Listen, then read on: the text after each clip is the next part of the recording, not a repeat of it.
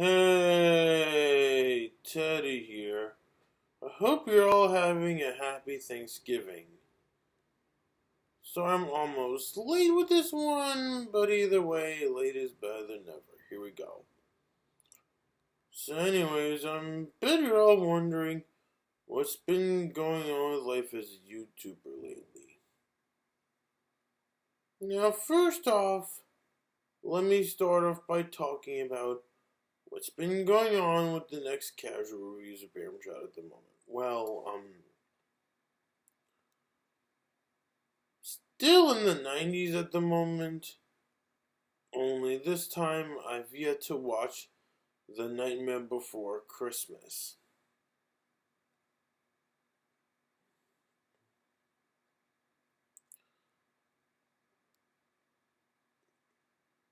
And in case if you're all wondering, and also when regarding casual reviews of Bear Shot, I will be very honest with you.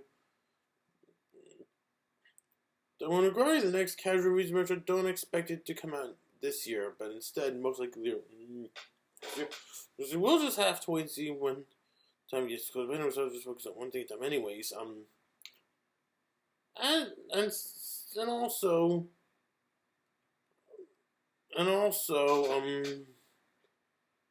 I'm sure, and also, in case you guys haven't noticed, this year would indeed mark as the 30th anniversary of The Little Mermaid. And I bet people are probably going to be asking me whether or not I would ever consider doing something for the 30th anniversary of Little Mermaid. And the answer would be yes. The first one being a new set of parody videos, this time in regards to Ariel's transformation, but they will all be uncensored. But if you're looking for something for the kiddies to enjoy, well, yes, you guys will definitely be getting a steamed hams dub based on The Little Mermaid as well. And if I can be very honest, why I'm taking too long with these projects, well, regarding the uncensored Ariel transformation video, well, as with every other animated project I want to work on, whenever I feel like getting someone to help me bring my animated projects to life, it would have been typical to see myself always get asked for money. Always get asked to pay them certain amounts of money. The funny thing about that is I did want to have a job until things happened, but yeah. Whereas regarding Steamed Ham's Little Mermaid dub, well, there's also another Steamed Ham's dub I'm still making at the moment. This time being My Little Pony. In which, well, if I can be very honest, and when I decided to release it, ever release it, well, at the end of the day, I decided to release it just in time for the Christmas season on a Christmas day. So yeah, for anybody and everybody waiting for that particular Steamed Ham dub to come out soon, I sincerely apologize for taking too long, and I thank you all for your patience surrounding that particular video. I promise you, I'll make sure it gets out before the year ends. Anyways,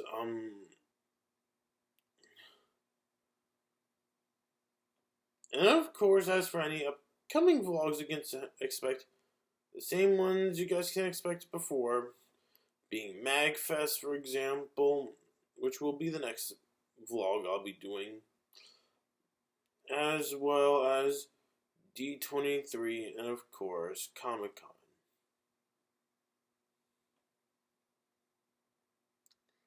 And, now that I got all the news out of the way, might as well get into things I need to address, and do keep in mind that I have a lot of things I need to address. Lots of things, but here we go. First off, I would like to address this. Now, I know I've been putting certain videos out late. Now, do keep an open mind when stuff like this does happen to me, well, things happen. I mean, don't get me wrong, I'm doing anything and everything I can to put out everything I'm trying to release, But at the same time, the reason why I managed to put in my E3 vlog late, my last E3 vlog late, for example, is because, well, I will honestly admit about myself that I can be busy with other things within my personal life. Now, in case you're wondering why I haven't been posting a lot more special vlogs lately, well, I have been personally busy with other things in my life. Well, what I'm trying to say here is that I have a life outside of making videos in general. Now, currently, got life at group home, life at school / group home I have to take care of, as well as life at Dayhab, as well as family matters and other personal matters I have to take care of as well. I mean, don't worry, I'm A-okay on my part, but yeah. Things happen in life. And please do not feel surprised to see as if I take too long on certain projects. Whenever I do get to release that project I'm planning to work on, I'll still make sure I get released it as soon as I possibly can. So yeah, for the next couple of special vlogs as well, especially, remember if I take too long, I have personal things to take care of, but yeah. Either way, I'm definitely going to be sure to get them out as soon as I possibly can. Let's not forget about MagFest, but yeah. Now that I personally got that out of the way, well, speaking of which, in case you guys haven't noticed, I haven't uploaded a new Mr. Code Wars vlog ever since dating all the way back in, say, 2018, I believe. Well, yeah. Anyways, in case you guys are wondering why I haven't done my 6 Mr. Code Wars vlog just yet, well, I've been busy with other things, such as having to focus on work on other projects I like to work on, such as Casual Reviews of Amrshad. And no, people, this is not to say that my 6 Mr. Code Wars vlog is canceled or anything like that. Far from it. However, when it comes to me doing Mr. Code Wars vlogs in general, I decided to take a break from it for a while at the moment. But yeah, I'm not going to say no to doing it. I'm still going to do it whenever I feel like it. But for right now, I'm going to take a break from doing Mr. Code Wars vlogs for a while. But yeah. And now it's time to do a recap of last season's update vlog. First thing I'd like to recap would be the survey I've been hosting at the moment as I'm currently recording this. As well as once this particular video gets first uploaded onto my YouTube, over here on my YouTube channel. As if you're watching this on YouTube. Anyways, in case if you guys haven't noticed, I'm currently hosting a survey where you guys not only all get to share what you guys all like on what I do, but also at the same time, you guys also get to share on how I can improve myself as both a content, I can improve myself as a content creator in general in particular, as well as, of course, that's where you can vote for what you guys would like to see me do as part of my second annual Viewer's Choice. So to anyone who hasn't signed my survey yet, please do so, for the link to that can be found in the description below. And you have until before the year or the decade ends as well. Anyways, speaking about my survey, I just knew there would be some other questions I just knew I needed to. There were some more frequently asked questions I just knew I need to answer. Including, well, in case you guys haven't checked out my survey just yet, I did indeed ask you guys about whether or not you guys miss me making more birthday message videos onto my YouTube page. Now, if I can be very honest on why, which is asking all of you guys about that. Now, I know I may have said in the past how much I didn't want to do anymore. Considering I've had that you have someone like Azushi Guardian, for example, who will most certainly do anything to ruin everything for the people who I may do birthday messages to it these days to the point that I make said reviewer who I may have done birthday message video on get bitter against me because that can already be proven with what happened to people like Jaime and Morgan Ledger. Anyways,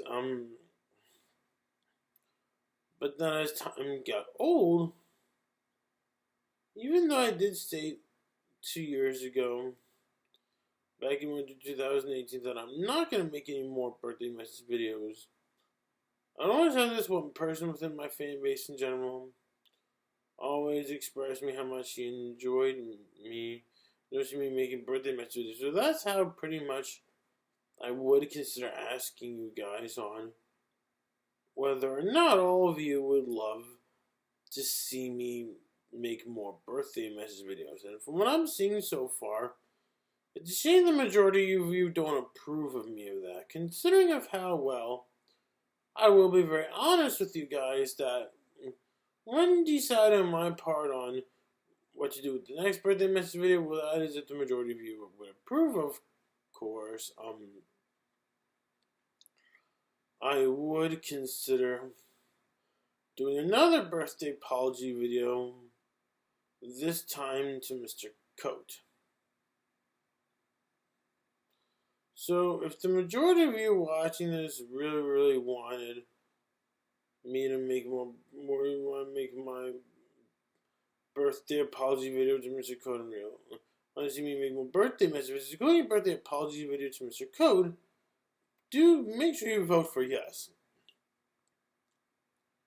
I'm very supposed to do if you guys say, if the majority of you keep saying no, well, I guess I'll most likely do an ordinary public apology video to the entire Mr. Code and Friends community. This time I decided to wait till when I have nothing else to vlog there at that time, at that moment. Though it depends on what the majority of you would say once the year ends.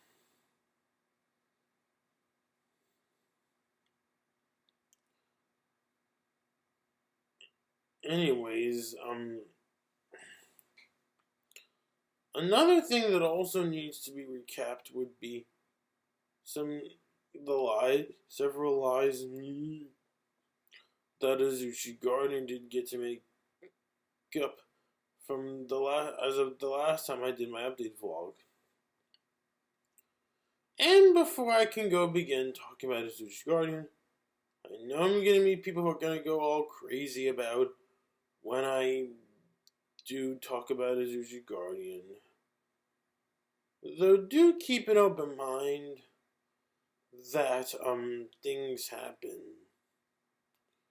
Well,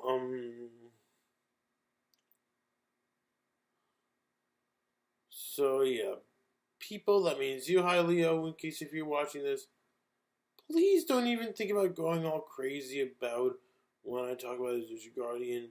Please. Thank you. But anyways, here we go. Okay, so anyways, one thing in regards to what I said about Azushi Guardian that needs to be recapped would include how he is with me. But when I proclaim someone who does things for the sake of money. Well, I do get that people need money to survive. However, with the case of Azuchi Guardian in particular, he's just being a crook for himself.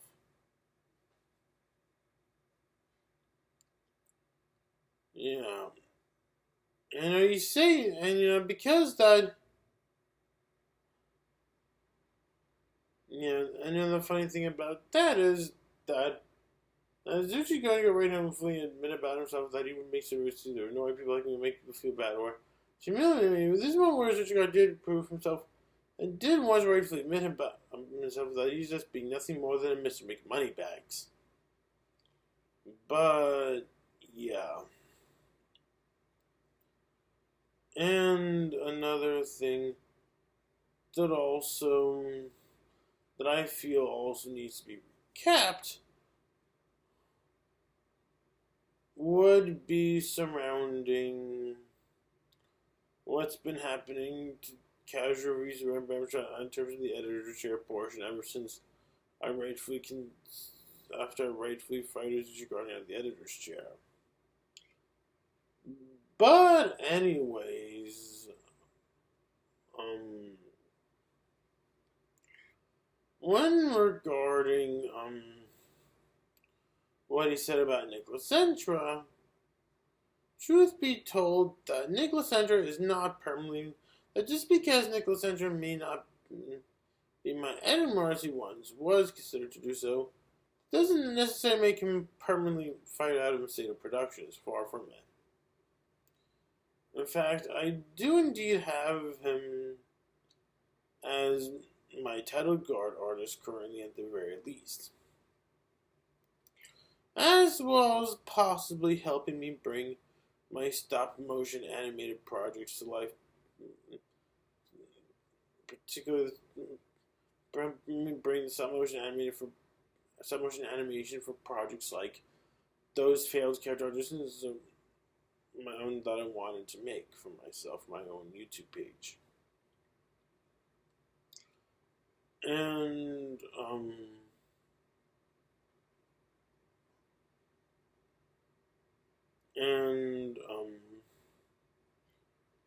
whereas what truly happened to the others I once hired, but sadly left for some reason, well, ever since Nicholas Sentra left the editor's chair, there was also Ethan Brown as well.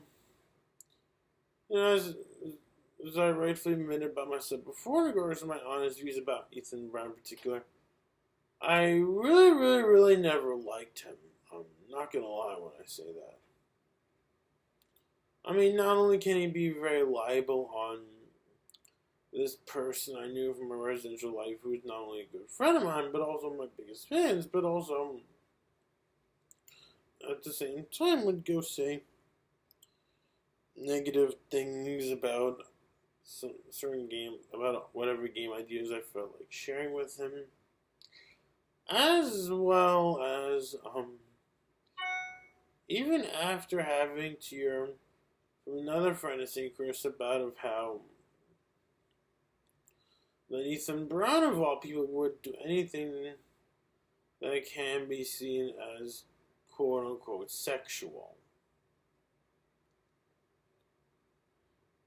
In which, after constantly hearing about that, it makes me not want to affiliate myself with Ethan anymore because of that, also other factors. But yeah.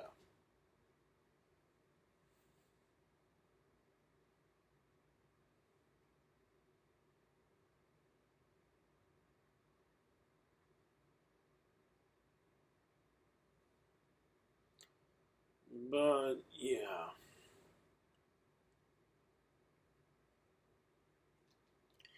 Then another person considered would be Brian Vargas, whom I will honestly say, unlike Ethan, who would be obnoxious, Brian Vargas, I must say, is trustworthy. Though at least he was professional for himself about of how, well, once he had his and just felt like I need a backup editor in case as if he were to be unavailable, which I kind of did, yeah. And then after that comes this friend from a social group named Drew Glucksman. But at the end of the day, due to not having the skills he has needed to help bring my review show to life, he decided to quit on me. So then, as I returned to Spark Film classes, the fall kicked in. This is the moment where, in case if you're all wondering who will be helping me, who will successfully take over Azuchi Guardian's place as my editor, well, luckily for me, I found the right person to do so. That is someone named Ahmed. Don't know his last name, but either way, at least he seems willing to let me do it. At least he's still willing to let me do whatever I want to do with my review show. Just as long as I have a script, of course, which I know will be written at some point whenever I feel ready to do so. Even though for right now there'll be other things I need to do at the moment, but yeah.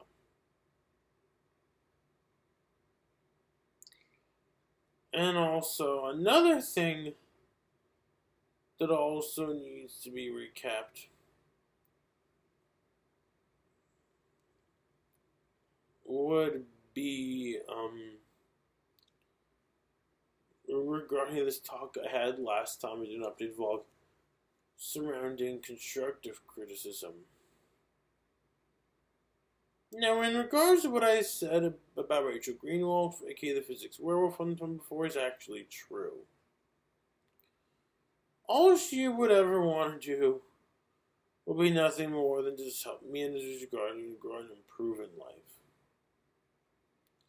And as I pointed out before, if you're looking for people guilty of quote-unquote trolling Azuchi Guardian, well, that's what Morgan Ledger would be for, considering of what he has to say about Azuchi Guardian. Yeah, I just knew Azuchi Guardian would have hated to hear what Morgan would have to say about Azuchi Guardian. Though you guys might as well be surprised to learn that Morgan Ledger is not the only person to rightfully be considered as a troll to Azuchi Guardian. There's also another person in particular who would also stand up as big of a troll to Azuchi Guardian as Morgan is.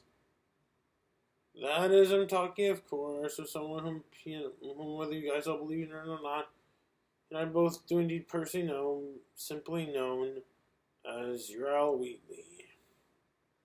For those who don't know, yes, Azuchi Guardian Uriel Wheatley is sadly considered to be a troll. Consider how there were, and I'm not just saying what a bad person Uriel was just because Azuchi Guardian told me so, but rather, considering my experience with him in the end, well, yeah, let me tell you all, Uriel Wheatley is not that nice of a person. He's a major nut job, but yeah. But yeah, in regards to this talk I had last time I did an update vlog surrounding constructive criticism, well, yeah. That's what Rachel Greenwald tried to do with me. If you're looking for people who would blackmail me, who are guilty of blackmailing me, well, Rachel Greenwald, I will say, would not be one of those people, if anything. If anything, she wants to help me grow in life. She just wants to do like what Yoshi Player did to AniMat rather than what Chrissy tried to do. Let's just say Rachel Greenwald all she wants to do with me nothing more than just go CG O'Brien on me rather than going on Morgles or Preachy or Ellis. Yes, Rachel, you heard that right. Uriel Wheatley is not nice of a person in real life to be around, but yeah.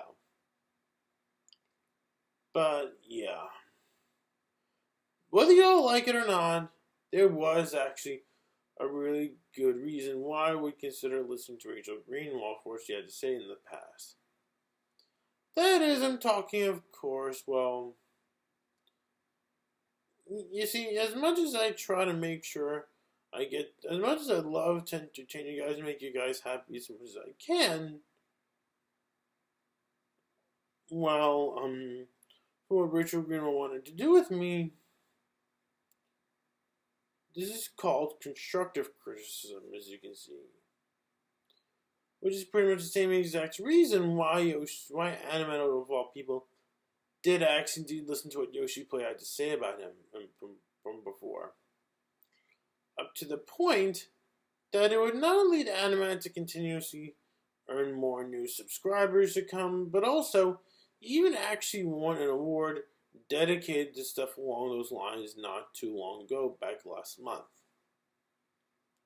And yeah, let's be honest here, it's not every day a person on YouTube in general would indeed get a major award just because of a certain amount of subscribers that YouTube in general reached up to, you know? But yeah.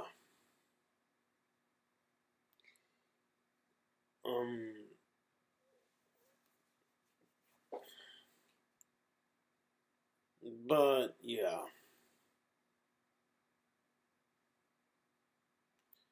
However, if there's anything that Rachel Greenwald has suggested me I just knew I had to ignore, well, only one time something like that happened.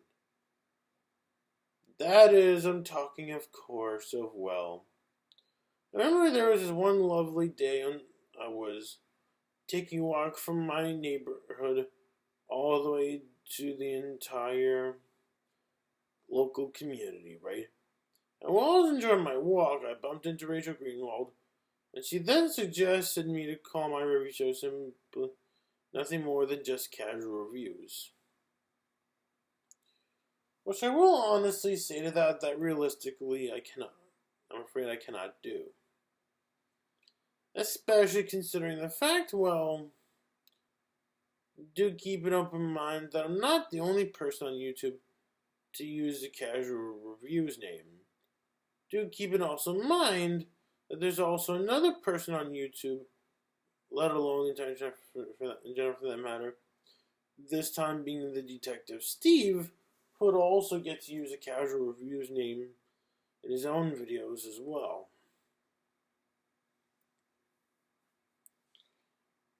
And, yeah.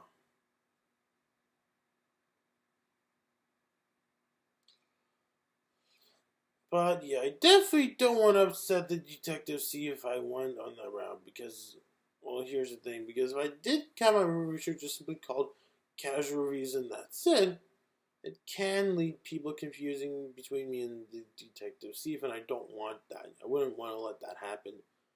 Yeah, when it comes to my review show, Casual Reviews Bear Rimshot in particular, I definitely do not want it to be another epic battle situation where when people feel like talking about it, whenever some people hear me, whenever I feel like talking to you guys about epic battles in general, I feel like you guys talking about it, you guys think I'd be talking about something else, you know? For that is something that I always get, especially when you work on epic battles. This is where I would always meet those people in general who like to believe I'm talking about epic rap battles of history, but in actuality, it's something different than epic rap battles of history. But, yeah.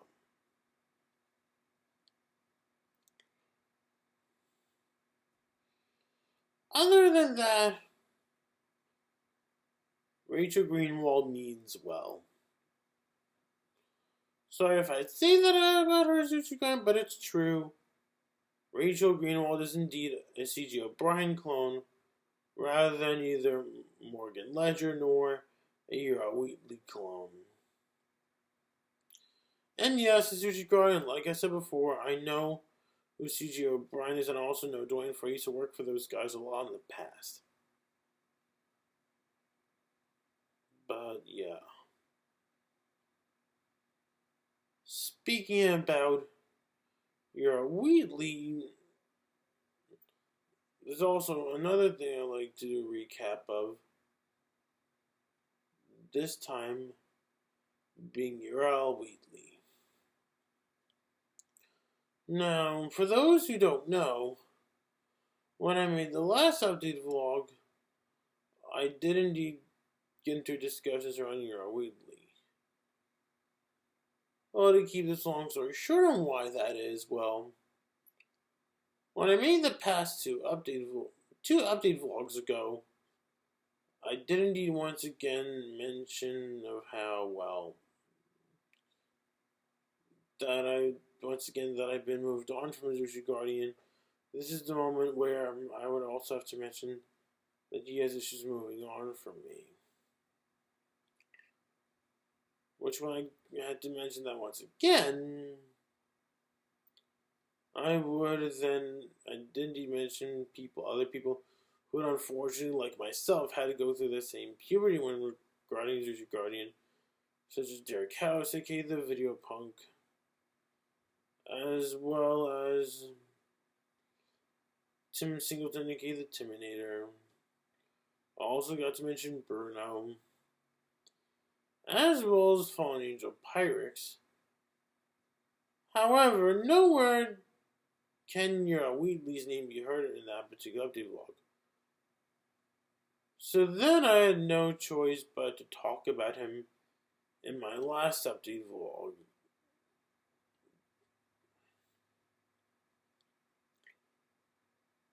But in all seriousness about your Wheatley, yes, people, he is indeed a major nut job to be around. And I call him out as that as you guys can tell, as I mentioned before, Azuchi Guardian, Yura Wheatley loves to spaz up drama over, say, when little things happen. And by little things, we're talking more of things like, say there be stuff in which Azuchi Guardian and I both have in common. Like, for example, Azuchi Guardian would continuously go all creepy sentimental on me with his obsession on casual reviews with Barum Shot. This is a moment where it made Urel not want to be affiliated with that show. In which, let's be honest here. The reason why Urel doesn't want me to have him as part of the casual reviews creative team, but also the only reason why doesn't like want to bring up my review show casual reviews Room Shot with him would be all thanks to Azuchi Guardian, who would do anything to get overly obsessed with that particular show when he feels like it. Consider how creepy sentimental Azuchi Guardian can be when it comes to that show. As I mentioned before, casual reviews would not be the only project I work on which Azuchi Guardian himself did get involved with. And then also, of course, you guys got epic battles and steamed hams. Though when regarding his appearance in epic battles, it would be worth pointing out that most certainly wasn't my idea nor Azuchi Guardian's idea to have Azuchi Guardian be in epic battles. But rather, Dante. Even if when Dante does get to include Azuchi Guardian for epic battles, it would pretty much be considered as nothing more than a flat-out mockery of Azuchi Guardian for certain mistakes he made, particularly the way of how he treats bronies. Consider how meaningful My Little Pony has been to the entire epic battles community, especially Dante, but yeah. Whereas and then of course you got steamed hams, in which, unlike when you quote unquote feels like doing work on casual reviews of Bear Rim Shot, it does indeed have an intention to others. One regarding of how Azuchi Guardian has been when he does indeed feel like doing work on, say, steamed hams. Might as well be pleasantly surprised. You might as well be pleasantly surprised to learn that when regarding how Azuchi Guardian has been when doing work on steamed hams, at least he'd be doing his own thing, which I feel happy to do, as well as not having to attack anyone, not even me, nor anyone affiliated with me, especially including people like Nicholas Centra, as well as people like Rowdy C, as well as the head honchos and Manic Expression, as well as as well as anyone and everyone whoever I got to hire to do voiceovers for my Steam Ham subs. Which I will honestly say about myself when I say this, that when I do make my own Steam Ham subs, I do work very, very hard on them to make sure that all of you guys watching this are indeed getting the best entertainment you guys always deserve, while you guys are waiting for the next casual reviews of Barbershop to come. And besides, in the past, I always do indeed hear requests/demands from you guys to make more short and sweet videos. So, yeah. And speaking about Rowdy C, and when regarding how I've been as a contributor to Rowdy C, I will be very honest with you. I'm not a part of Rowdy C anymore. What happened? Well, let's just say, well, no, people, I did not do anything wrong. Even if I did, the site owner would be another Caleb Gorger. Or he would just flat out accuse me of things that I never did. But yeah. The only reason why that happened, well, I'm still good friends with Rowdy C himself. It just so happens that the site owner himself decided to keep everything in regards to that particular site to himself, which I will be very honest, I'm not really bothered that much about that personally. There is a good reason why I'm not necessarily bothered about that, what I'm talking about, but also telling anyone what else is happening in regards to the future of casual reviews and Barbershop Begin was a public apology besides what I told you guys before. Well, it's been personally decided on my part that for all future episodes of Casual Reviews Barbershop Begin, with the last episode being was a public apology, I decided to be more YouTube exclusive. Considering the fact, well, when looking back at the idea of being a contributor on a website, it's not as big of a need as it used to be, particularly if I want to get all that famous, you know? Not only that, but also something dark I always get about the idea of being a contributor on a website would be that sometimes there can be moments surrounding that can involve quote-unquote drama.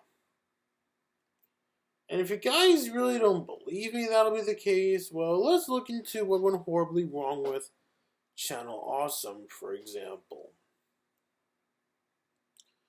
Now, one regarding Channel Awesome in particular, aka that guy with the glasses, there would be two pieces of drama surrounding that happened. The first one would be surrounding a long-time contributor who died 5 years ago named Juwario. We're talking Justin Carmichael, aka Juwario. Anyways, I remember hearing stories lately of how that Juwario in particular, that Justin Carmichael Juwario himself was indeed guilty of committing underage sex. But yeah, I really don't see of how it can still be an epic battle despite that. I mean, I can understand people like Mr. Code, AniMat, Yui more Morgan Ledger, and Jaime for example, as well as Sonic Guru, because let's be honest here, when regarding all those people just named, well, they all still have had, still have had maintained fan bases of their own even up to this day. Even having Facebook groups, having social media groups either on Facebook and such or Discord, having fan groups on social media, these people on social media, either on Facebook and such or Discord existing. But Juwario, really, but yeah. And then, of course, there's a second piece of drama happening this time. Well, there would be a lot of those people who were on the site for a while who were so butthurt of the mistreatment they'd be getting surrounding the CEO of Channel Awesome himself, Mike Mitchard. thus resulting a lot of people who are on the site for a while, such as Linkara, Angry Joe, and Lindsay Ellis, aka the Nostalgia Chick, to all quit their lives at Channel Awesome and move on.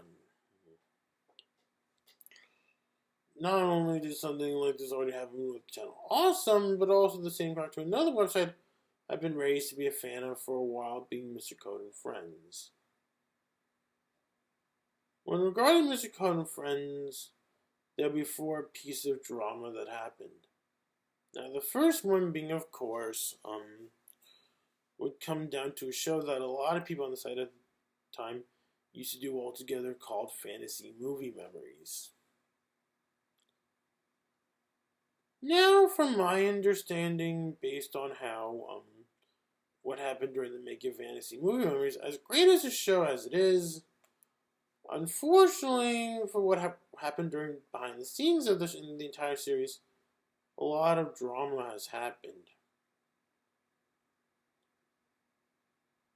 Even including, by the time when the 8th episode of Fantasy Movie Memories was already created, the one being based on The Last Unicorn, this is where Fantasy Movie Memories co-creator Morgan Ledger, who originally had the idea of doing a show like that in the first place, did indeed leave the show because of how unhappy he was with the results of the show. By simply nothing but talking about fantasy movies, as well as even having Logan Roderick here to be able to talk about movies he loves, like The Last Unicorn, for example.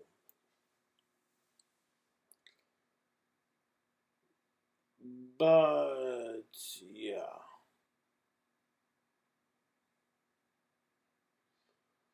But then as the apocalypse kicked in, this is where Fantasy Movie Memories ultimately got cancelled. I mean, it's a shame it had to happen that way, considering what an interesting show it was. But, yeah. And then, of course, a second piece of drama that happened around Mr. Gun Friends would include Vaulting creator and host Morgan Ledger.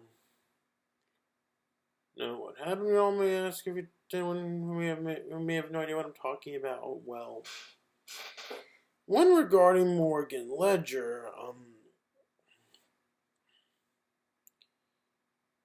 he appeared in the 400th episode of Mr. Coat. Anyways, when looking into the final results of that particular episode, you can tell Morgan was unhappy with how the final results came to be, and yeah. Even if I liked Morgan for what he played in there, I can definitely see how he would feel about this other idea that he had that decided never came to be. This time, it would come down to the sock puppet scene, which he wasn't happy to see it get all dubbed. So, thus resulting him to leave Mr. Code and Friends because of that, all of that. And moved on with his life on Manic Expression.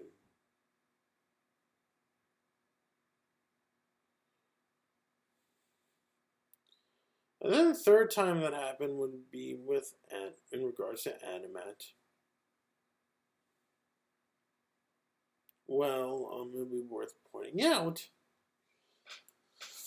how unhappy Mr. Code was for AniMat to have different opinions on certain things he likes, like Sony Pictures animation, for example.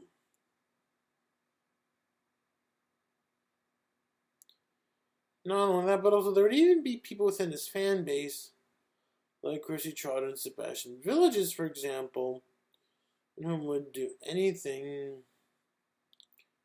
to, would most certainly do anything to mistreat AniMat just because AniMat is somebody who hates Sony. I mean, let's be honest here. If AniMat hates Sony, let him hate Sony on once and just leave him alone, you know?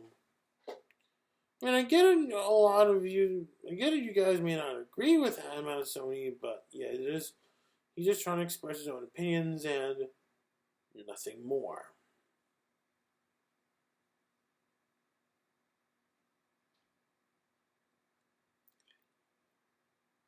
But yeah.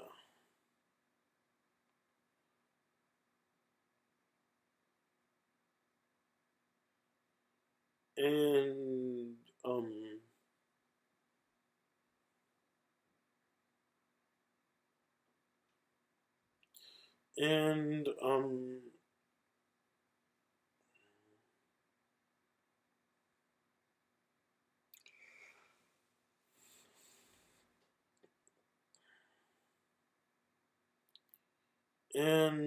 and yeah. Then of course you got this fourth one, even though it wasn't necessarily a contributor that happened, but rather starting a fan, which is me. Now sure, I'm more than being started. I mean, now surely I was never a contributor to Mr. Conan Friends personally. However, I was once a Patreon supporter of Mr. Conan Stuff, as well as some other people who was a part of the site, like AniMat, Hugh Tumor, and Jaime Tude, for example. Anyways,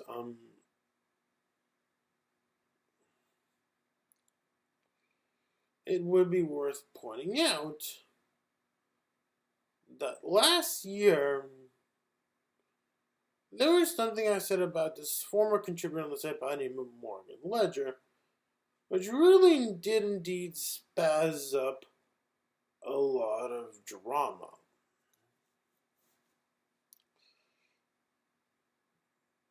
And yeah. Which, for what I said about Morgan from last Thanksgiving last year, I will honestly admit about myself that I do indeed regret calling Morgan a pedophile. However, as wrong as it is for me to call Morgan that in particular, it is worth keeping an open mind on your part that especially means you, Jaime, in case if you're watching this, that it still doesn't change my mind from feeling like that Morgan Ledger still doesn't understand when people like Azuchi Guardian may want privacy. I mean, I get it that Morgan may not agree with Azuchi Guardian on certain things, that I can understand, but still, you know. Sometimes even all the bad people like Azuchi Guardian may occasionally do certain things that, even though you may not want to do all the same things he did, certain things he may do is actually okay. And besides, going by nickname is not as bad as, say, going all libel on former boss anyways. So, yeah.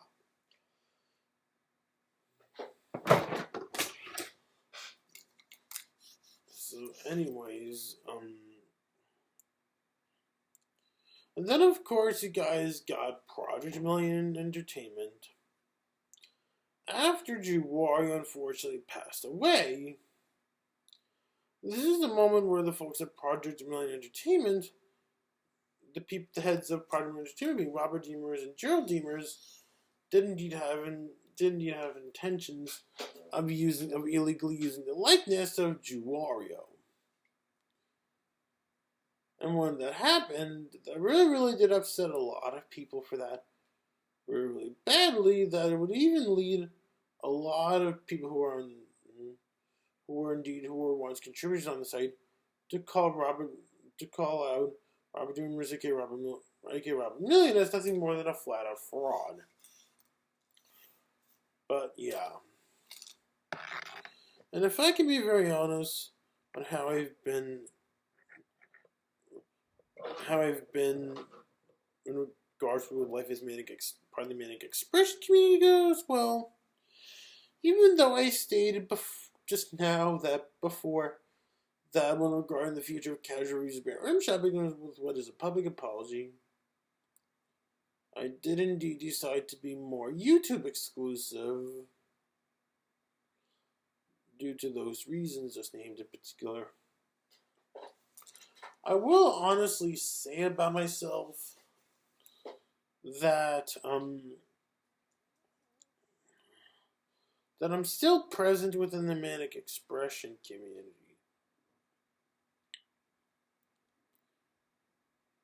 However, it can just so happen that when I am present on manic expression as part of the manic expression community, the closest I would ever do so would be for nothing more as part of via social media groups like on Facebook or on Discord, for example.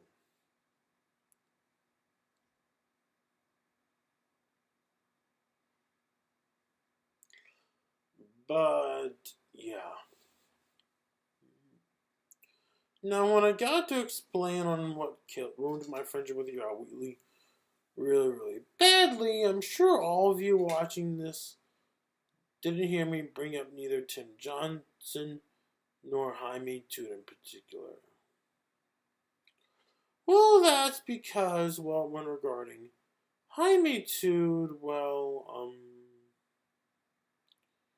it would be worth pointing out that even though, yes, Jaime Toot used to allow his Uchi Guardian to go put him down in the past, at the same time, at least Jaime Toot himself did indeed get to realize he can't believe every single thing that Uchi Guardian says, but whereas when regarding Morgan Ledger, on the other hand, well, he still gets put down by not just Uchi Guardian for that matter, but also people who have bullied me in real life, which include Mr. Ben, Ethan Brown, and Mr. Harden as well. But, yeah. And then, of course,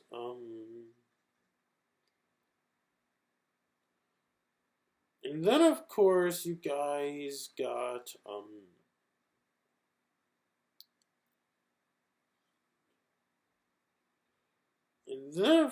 when regarding Tim Johnson, well,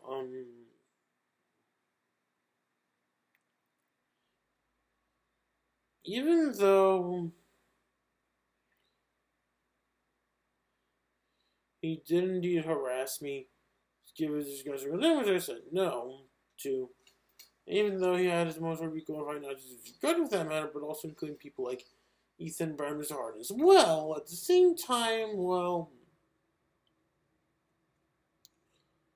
that still wouldn't necessarily excuse the fact that, well, when regard to how Tim Johnson and I both have been back when I did make my last update vlog, and I both get along just well, or at least okay at the very least. At least he proved me wrong that he's not a major Zushi Guardian supporter compared to people like Caleb Korg and Mia Ray.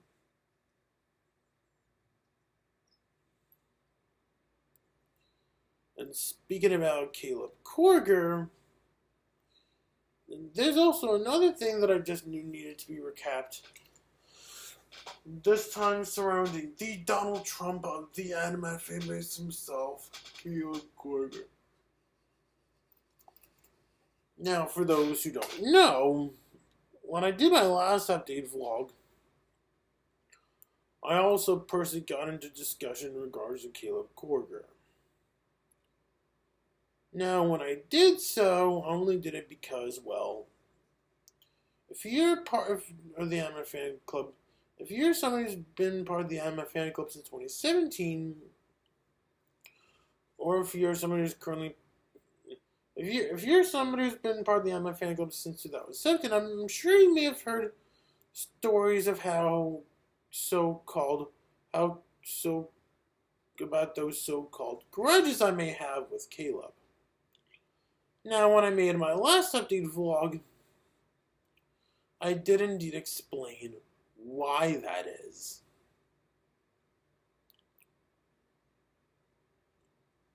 And in regards to Caleb, I would like to mention that when I did my last update vlog, it definitely wasn't the first time I made a video discussing Caleb Korger, anyways, especially including update vlogs. Of course, there would occasionally be some other ones I did in the past where well, I would go rant about the way Caleb's been treating me. Well, let's be honest here.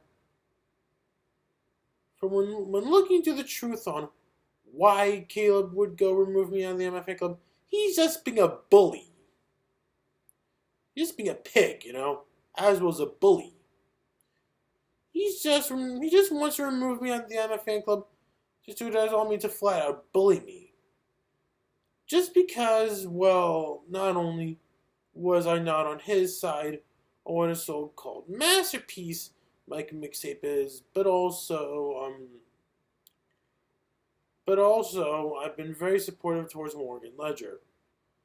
Though it is worth understanding on your part that when I go support Morgan Ledger, just that for what I want to do to Morgan Ledger, all I ever wanted to do is nothing more than just support what I like. Nothing more.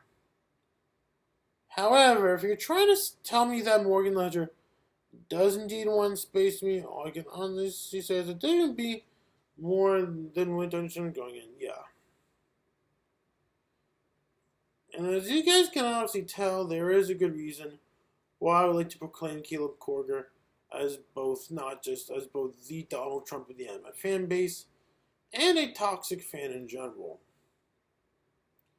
And that is because, well, based on how Caleb can be with people like me, for example, where he can easily get into certain disagreements with, this is where he'll just get all ignorant about that. You can tell about Caleb's personality that he can't handle different opinions. But yeah, that's what makes that's what makes Caleb Korger stand up as the Donald Trump of the MF fan base in general. He can't handle different opinions. You guys can tell that'll be the case since, well, considering how he was not just with me, but also even with Tim Johnson as well. But yeah. Though I can understand how he feels about Chrissy Trotter, but me and Tim Johnson are both guilty of will be nothing more than just either helping people improve or just doing our own thing and nothing more. But yeah. When regarding Caleb Korger, it is worth pointing out that not only can he not handle when people have different opinions on certain things, but also, as can be proven with how it can be on YouTube, a certain YouTube celebrities he likes, like AniMat like Mixtape, for example, but also at the same time, it would also be worth pointing out that when regarding Caleb Korger, he would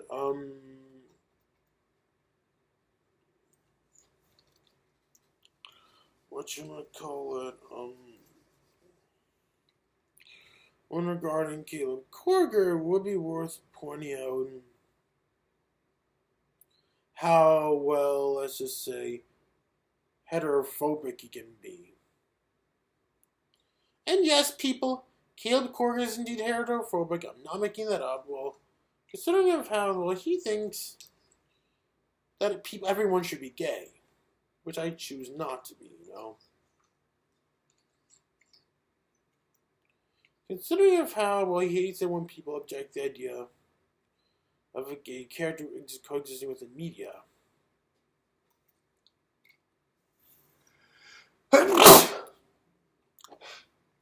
He also hates it when people bash things, not just people, YouTube celebrities he likes, such as AniMat, like Mixing Morgan Ledger, for example, but also including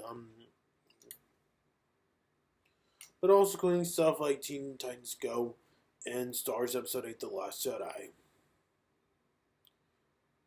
Which I will honestly say to all that is that even though I may not be a huge supporter of the idea of LGBT pop media, and even if I may not be a fan of Teen Titans Go, and even if I like to regard Star Wars Episode 8: The Last Jedi as if it were to be my least favorite Star Wars movie, if you like all those things, that's fine. I don't have a problem with that.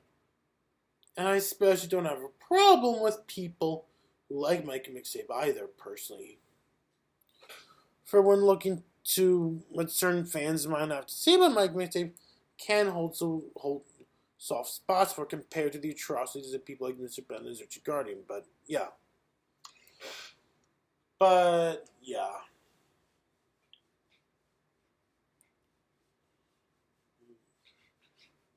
In all seriousness about Caleb Korger, yeah.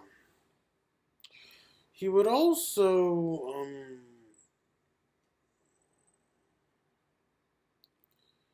but he also, but also, if you want to talk to Caleb Korger about Dr. Seuss, he'll say that everybody who's a Dr. Seuss fan, he'll say, he'll most likely say for a fact that he would hate to see himself hanging out with people who love reading Dr. Seuss books. But yeah, also, if I can be very honest on where I got the idea that Caleb Gorga is yet to get boycotted out of the Anime Fan Club, well, as you guys can tell by Caleb's personality, not only would there be some important rules he actually broke, such as freedom of speech and fake news, for example, but also, at the same time, there would also be, but also there would be people like me, for example, who do indeed get bullied by Caleb Korger. Not only that, but also,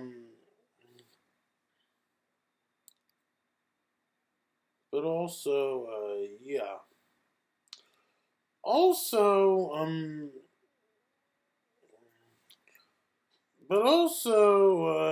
yeah. According to Caleb Corgi, he's such a pig, as well as a bully. But yeah, also something I always come to notice about Caleb of all people that he does indeed actually swear. I mean, don't get me wrong, I don't have a problem with swearing personally. However, it just can so happen that, well, while it may be very little for me to complain about whenever I hear someone swear, however, it can be such a big deal for a lot of people within the anime fan base when it comes to the whole idea of swearing. Considering the fact, well, it is worth pointing out that one of the best selling points about AniMat, based on how he is as a human being, but more importantly as a content creator, will be that when AniMat does get to make videos, it wouldn't be typical for all of us here to swear. So that's why you can find people in general who don't like swearing, who don't enjoy watching anime. In fact, finding a story about that, I have a friend from both second middle school and first high school who does indeed love watching anime, however, wouldn't be allowed to watch stuff like The Nostalgia Critic, nor things like Family Guy, nor things like South Park.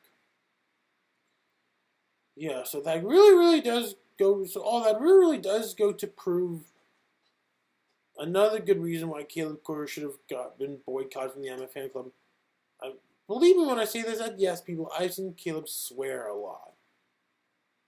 Like I said before, it's very little for me to complain, but it still can be big within a lot of people within the anime fan base.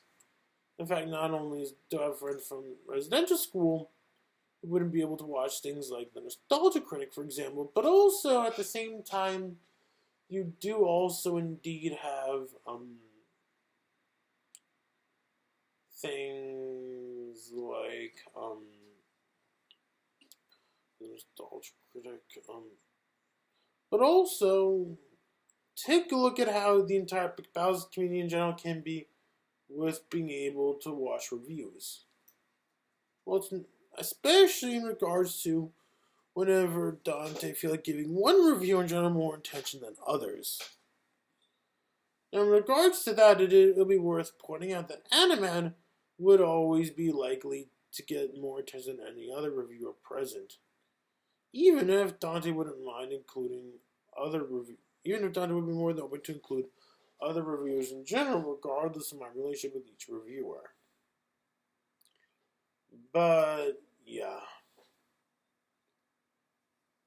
And now, time to get into some new things I need to address.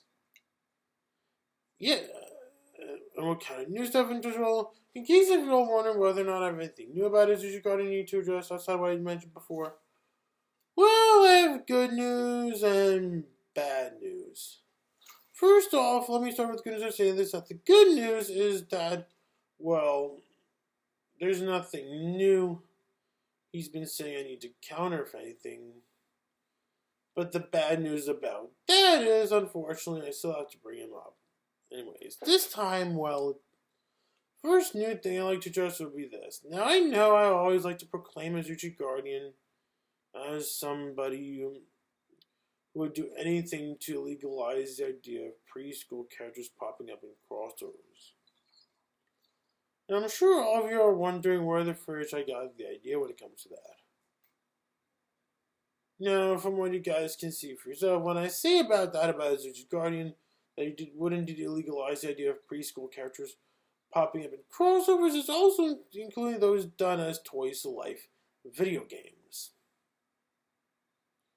And I bring up Toys to Life video games since, well, for those who don't know, I love Toys to Life. Well, what really did bring me to Toys to Life even up to this day would be that, well, I definitely do have an idea of a Toys to Life game of my own. Though I'd be using already existing Toys to Life figures and make it as a board game, a digital board game.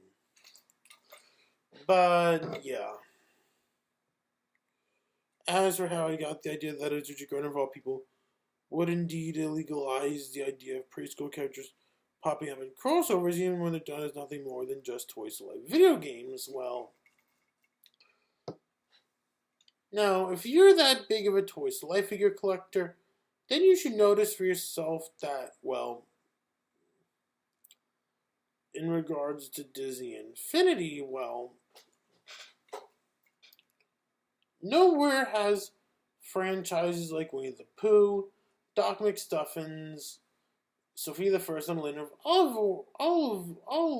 Avalor all can be seen in Disney Infinity, not even as full-fledged characters. Not only that, but also,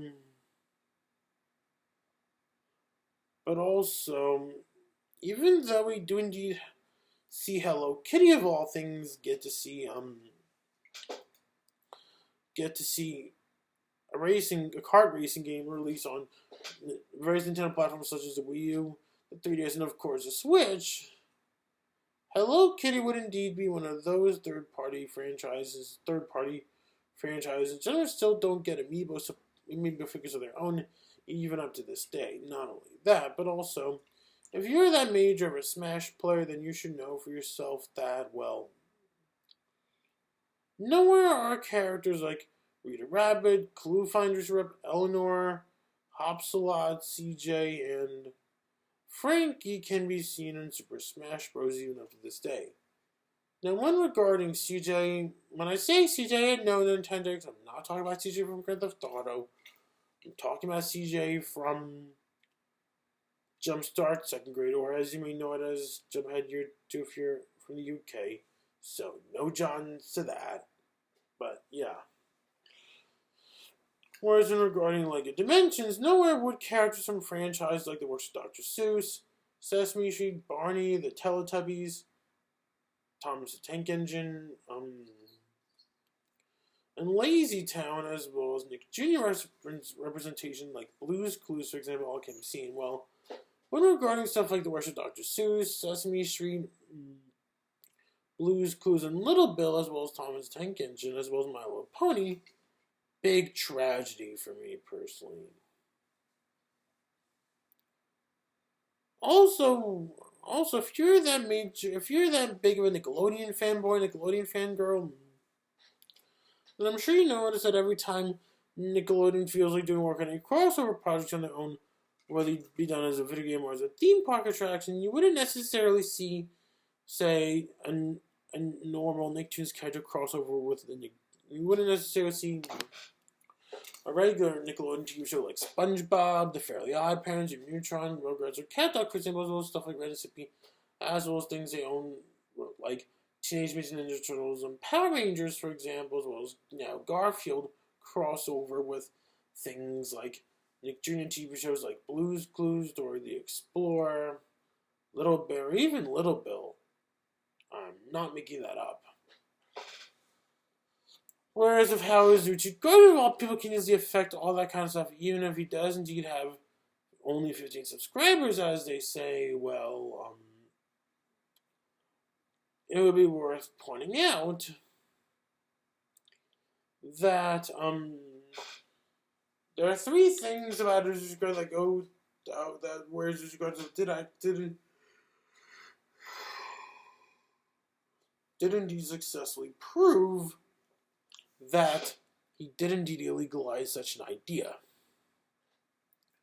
Now, the first time that happened would be in regards to me. Now, for those who don't know, yes, people, I am a brony.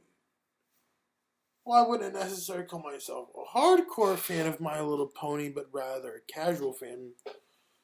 And, as I stated many times in the past, that I only appreciate My Little Pony through nothing more than just my work on epic battles. But anyways, back when I first just officially became a brony, back in 2016, and yes, as Usually Guardian, I did indeed watch an episode of My Little Pony Friendship is Magic to prove it.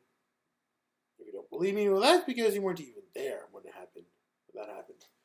But anyways, this is a moment where Usually Guardian would continuously brag on to me, tell me that I'm not a real brony.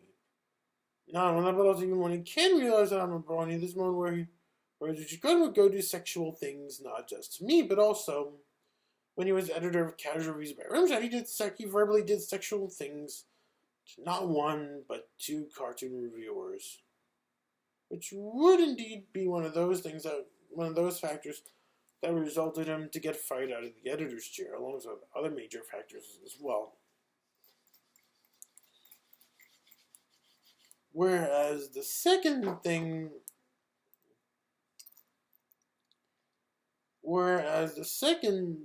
factor where Izuchi did indeed prove that he would do such a thing when it would involve his mistreatment towards one of my best friends, Nicholas Centra, aka Banana Gamer 105.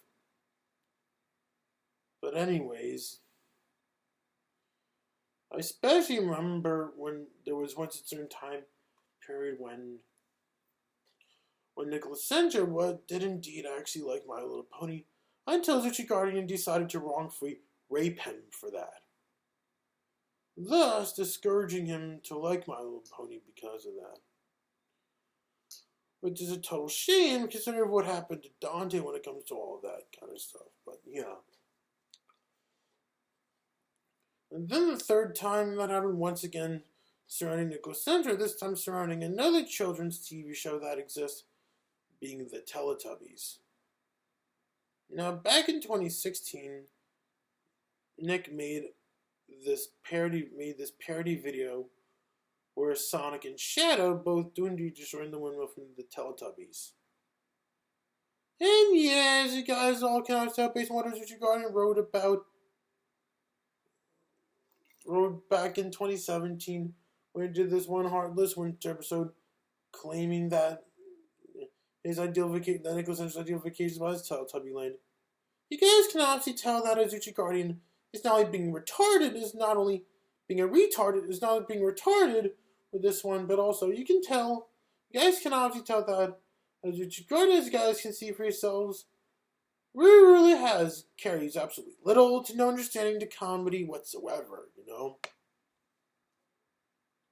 And I'd say that since, well, you can tell up to that point, this is the moment where Izuchi Guardian would go take this one video Nick did wrong, as well as go make a political rants about it and spew venom at him for making such a video, but yeah.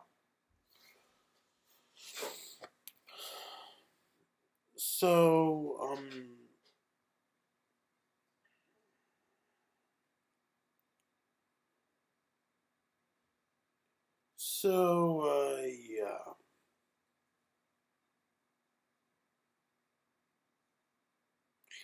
And, as I pointed out many times in the past, Nicholas Centra's ideal vacation spot is actually Massachusetts, not Teletubby Land. Besides, Teletubby Land doesn't even exist anyways. So you guys can obviously tell that Izuchi Guardian carries absolutely little to no understanding on comedy. I am not making that up, but yeah. Speaking of which, there's something else about Azuchigara that needs to be addressed. This time being, well, 2 nights ago, as I'm currently recording this, I got a call from a so-called cop, and not only that, but also at the same time, I would continuously get emails from YouTube about this privacy complaint Azuchigara would have surrounding the fact that guilty enough, yes. Guilty enough, yes, I did indeed use his real name. Now, yes, I know. I stated before that it wouldn't be usual for all of you to use his real name, if anything, especially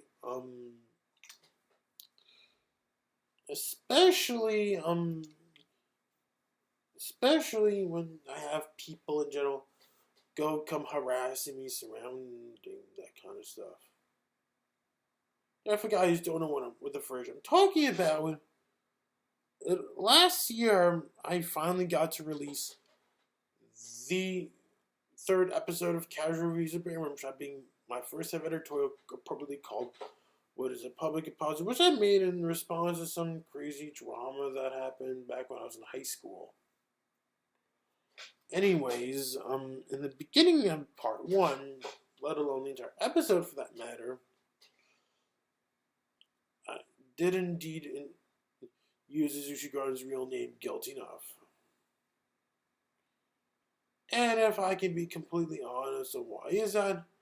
And no, Azuchigara, I was not trying to be malicious, if anything. And no, people, it was nothing to do with the fact that there were actually people like Morgan Ledger, Tim Johnson, for example, who really do want to know your real name, if anything. If anything, far from all that, actually. The only real reason why I felt like doing so as well, in this case, it was pretty much nothing more than just for educational purposes. And what was so educational about what I did with this one? Well, let's just say, to keep this long story short, it all started way back in 2015 when I just released the 2nd episode of Casual Reviews of Bamshot, which would also be the last canon episode of the show, which Azuchigara would tell me at it being the Return to Neverland review. And yes, people, I'd say it's canon since, well, at the time when, ever since when I rightfully fired him at the editor's chair, this is the moment where Azuchigara would go play fraudulent games on me. And every time it happens, there'll be no fun when it happens. But, yeah. So, yeah. Ever since when I first released Casual Reviews of Bamshot, Return to Neverland back 4 years ago in 2015, just in time for my birthday, well, I would indeed get complaints from people whose names I will not mention for safety, whose names I'm not going to mention for safety reasons. Anyways, there would be some people I knew in life, again, whose names I'm not going to mention, who would do anything to complain about for what the Return to Neverland review has to offer. Not just in regards to the jokes being irrelevant, being quote-unquote irrelevant, but also there'll be several jokes being tossed out that can be seen as quote-unquote too mature for my standards. Whether it be profanity or sexual things happening. Yeah. That's where I would not only consider firing Azuchigara out of the editor's chair because of that, but also break ties with him as well. So yes, people would go complained to me about those irrelevant adult jokes being added in that particular episode, this is a moment where they would lash out on me, which I did tell them that was all Zuchigar's idea. So then I had no choice but to do like what I did when I made the last episode of Casual Reads Barum Shot. Speaking of which, there's also another thing I almost forgot to recap on. This time it all comes down to this. Actually, two more things I forgot to recap on. Oops. Surrounding Zuchigar, my bad, but here we go.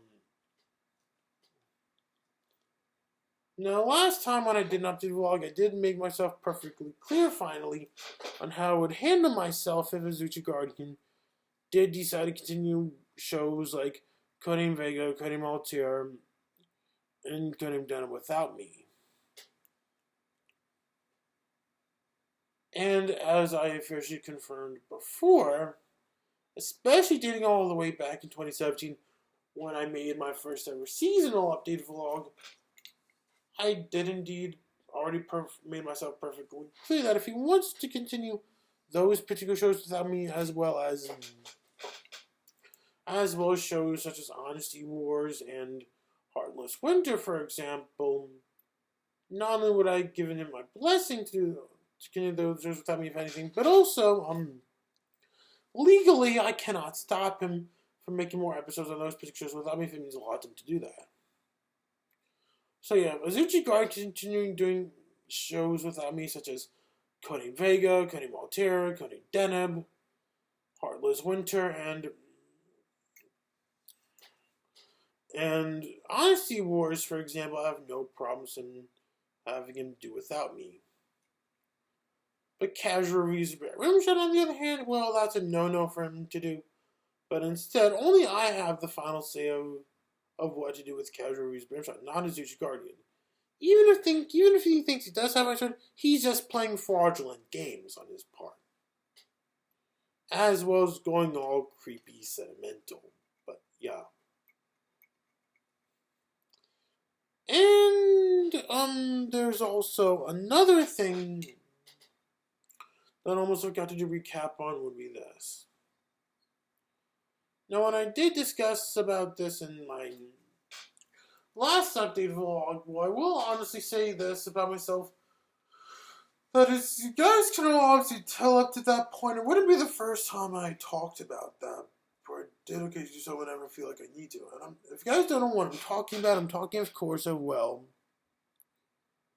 what you guys saw when Azuchi Guardian made the last and only updates video back in June, he was being retarded as usual.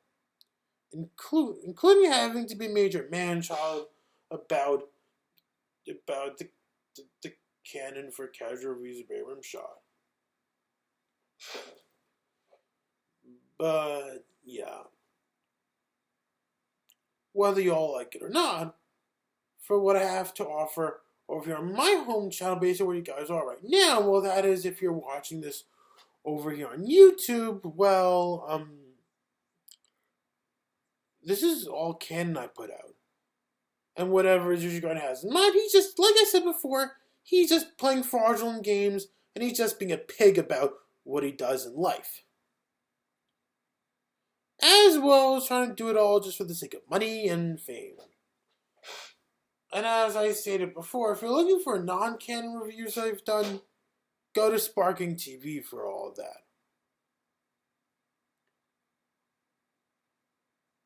But, yeah. So, yeah. Regardless of Azuchi Guardian is still my editor or not, the first two episodes I still currently have up on my channel at the moment, being both the Disney Infinity and Return to Neverland reviews, still canon no matter what happens to Azuchi Guardian. For these are things that would also especially happen to Star Wars Episode 4 and Episode 5, despite what happened to Irvin Kershner. What happened to Irvin Kershner? Anyways, the same would also easily affect on what happened to what would legally happen to movies from animated Disney movies, starting from Snow White, going all the way up to the Sword in the Stone, despite what happened to Walt Disney after that, while he was making the Jungle Book, as well as, again, what would also happen to legally happen to movies such as Robin Hood and the Rescuers, for example, despite what happened to Don Bluth. As well as what happened to animated Disney movies, starting from The Black Cauldron all the way to The Lion King, despite what happened to Jeffrey Katzenberg after The Lion King was released. As well as what happened to animated Disney movies, starting from The Black Cauldron, going all the way up to Home on the Range, despite what happened to Michael Eisner back when he finished making Home on the Range. As well as what happened to movies, starting from Snow White, going all the way up to The Fox and the Hound, despite what happened to everyone thought, what happened to all the 9 old men after all the especially despite what happened to all members of what happened to all the 9 old men after the Robin Hood was finished making, and yeah. As you guys can obviously see for yourselves, for what would happen to the first 2 episodes, they're both still canon, even when Azuchi Guard is no longer my editor. However, it just can so happen that even though those episodes, as well as What is a Public Apology and Top 11 of Kingdom Hearts, for example, would also be a part of season 1, even though at the time when I fired Azuchi Guard, the show still technically wasn't the end of season 1 of the show. At the same time,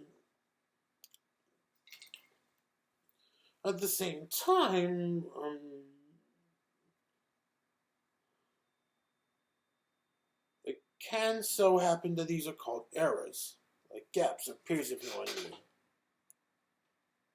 But yeah, and if you're not liking what I'm saying, Azuchi Guard, well, I don't know what else to tell you. I'm sorry, it is what it is. So if you don't like what I'm saying, suck it. But yeah.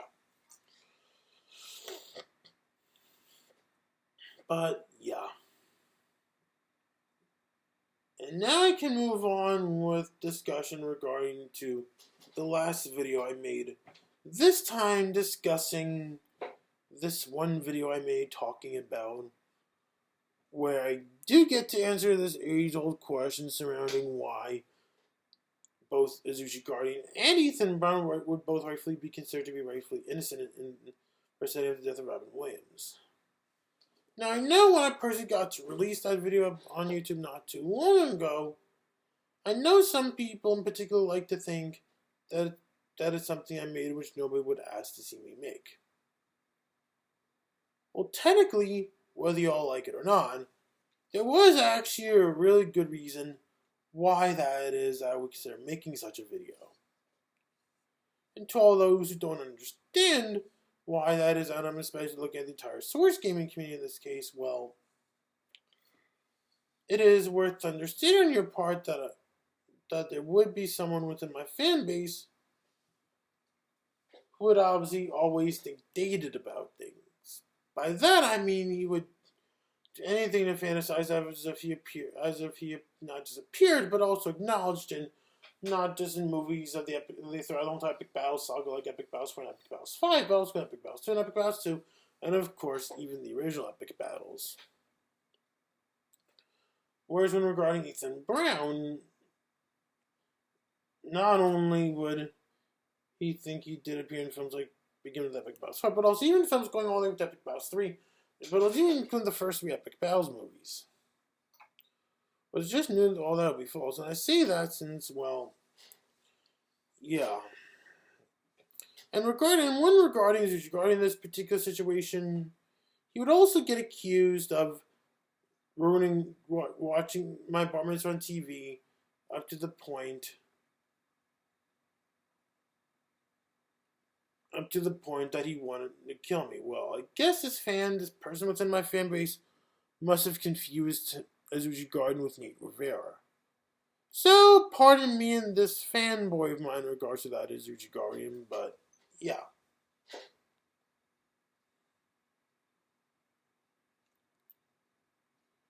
So, yeah, whether you all like it or not, I was very reasonable why I felt like making such a video.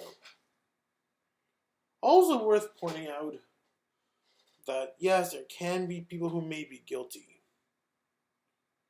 And when regarding the death of Robin Williams, as much as I bet we can all agree that it was such a tragedy that happened,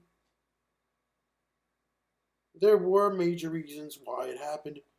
Even if a lot of us, like I said before, I bet we can all agree that it's such a bad idea that such a thing would happen to him. Well, it is worth understanding on your part that the following things happened to him. Now, the first one would include, well, there would be people I met in my life in the past who would do anything to bash epic battles for what it is whenever they quote-unquote feel like it. Now, I will honestly say in regards to that is, back when I was attending to school at Andrus, I've met people who would do anything to bash me for not just co-creating epic battles, but also for being a filmmaker in general. So then, yeah.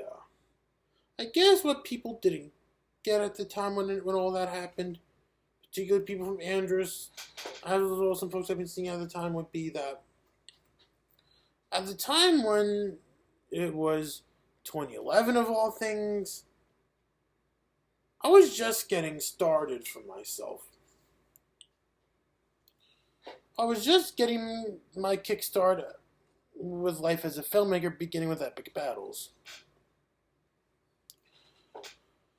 And for those who don't know, yes, that's what inspired me to become a filmmaker in general in the first place, is really because of my work on epic battles. Without epic battles, I would not be the filmmaker I already came to be today. And I especially remember when Mr. Ben was my social worker, he would do anything to think about as if I first created that epic battles all started when I was at Andrus. Well, yes, it may be true that epic battles may have first officially been created back when I was at Andrus. At the same time, all of you, that especially means you, Morgan, in case you're watching this, all may be surprised to learn that epic battles with the guys, believe it or not, actually all started way back while I was attending to school in Ardsley back when I was still in 4th grade at Concord Road. Now, to that point, in time, my cousin Robbie had a bar mitzvah. Even though I was kind of butthurt about, gimmicks, just numbers and nothing more as theme goes. At the same time, I was so happy. I was so cool with the cartoons up to the point that it would even inspire me, as those two of my best friends from Andrus, JC and Dante, to help all co-create epic battles. And, yeah.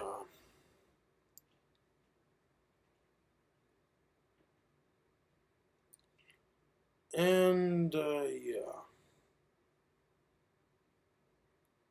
Not only can there be people in the past who would do anything to be very harsh on epic battles for what it is back then, but also other things happen as well. Other factors would include, well, as I pointed out before, there would indeed be some reviewers at the time who didn't occasionally do at least this one review where it would involve bashing this movie that would involve Robin Williams, that would star Robin Williams. Like, for example, you got the Nostalgia Critic and the Nostalgia Chick, for example, who indeed both did a co-review on Ferngully years ago, both of whom gave it a negative review. Not only that, but also you got AniMat, who indeed back when, of course, you guys got AniMat, whom had to review Happy Feet 2, since it was indeed one of those new animated movies coming out at the time when he got to review it this time, well, when AniMat got to review Happy Feet 2, surely he didn't give it the AniMat seal of garbage, but he was still very harsh to that movie. Also, there was another reviewer I forgot to mention, being Morgan Ledger. And before anybody can go assume, no, people, it has nothing to do with all this pointless, and no, people, it has nothing to do with all of this childish mistreatment Morgan loves to give me, if anything, far from that. But rather, well, for those who don't know, for those who are actually didn't do it for, or indeed longtime fans of his work, back during the Christmas season in 2011, Morgan made this 3-part episode called A Vaulting Christmas Carol. When he made the second part of that particular episode, he talked about, he reviewed and gave a negative review of, when Morgan Ledger did the second part of A Vaulting Christmas Carol, he did another negative review of a Robin Williams movie, this time being on a movie called Toys.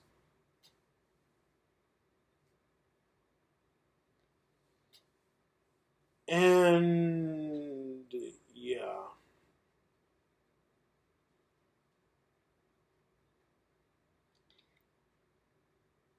Now, when I do bring all those points up of how there can be people who can be guilty for setting up the death of Robin Williams, as I point out in that same exact video when I did so, I did indeed, as I pointed out before, well, it would be worth pointing out again that based on how Robin Williams is when he got into acting, well, all he ever wanted to do would be nothing more than just entertain people, make people laugh, cry, and all that kind of stuff. The same exact reason, all Robin Williams wanted to do was nothing more than make people happy, make people laugh. Which would indeed be the same exact reason, not just why someone like myself would go exist, for example, but also so people like AniMat, people like Walt Disney, people like John Lasseter, people like the folks that affiliated with digital gaming, both past and present, and other people as well as Dr. Seuss and Don Bluth. Would be nothing more than just a flat-out entertain people and make people feel happy, with what they've got.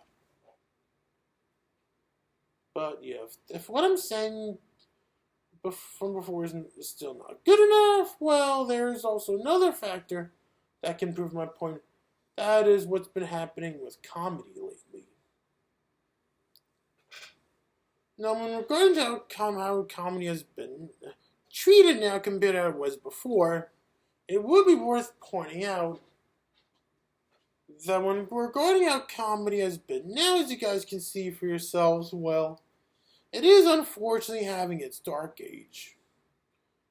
It's going through such a terrible dark age. And if you guys still don't believe me based on what I'm actually saying right now, well, here's some prime example of comedies that are so good that they would be in for some pointless mistreatment. Well, first off, I would like to mention that yes, as you guys can obviously tell, there will be people like not just Richard Garden, for example, but also including Adam Sandler as well, who would mostly do anything to give comedy a bad name.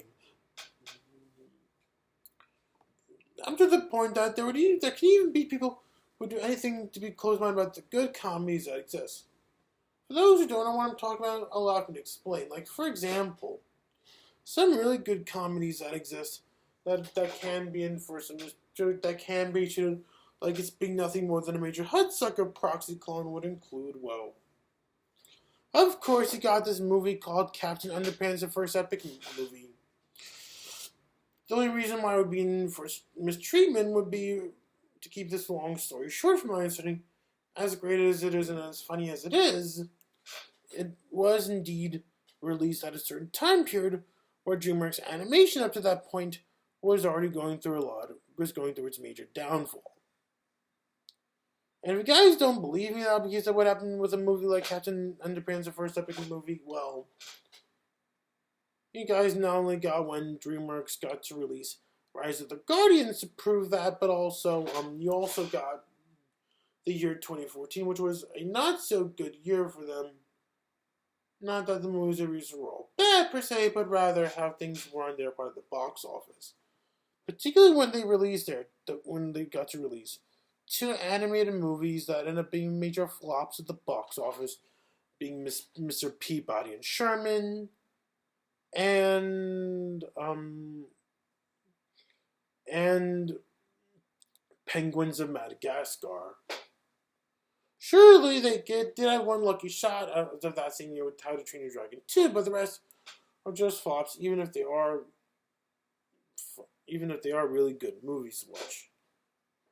And regarding Penguins of Madagascar, I think the TV show is better, probably because I have nostalgia for this TV show of the same name, but that's just me. And then, of course, you guys got the entire Despicable Me franchise.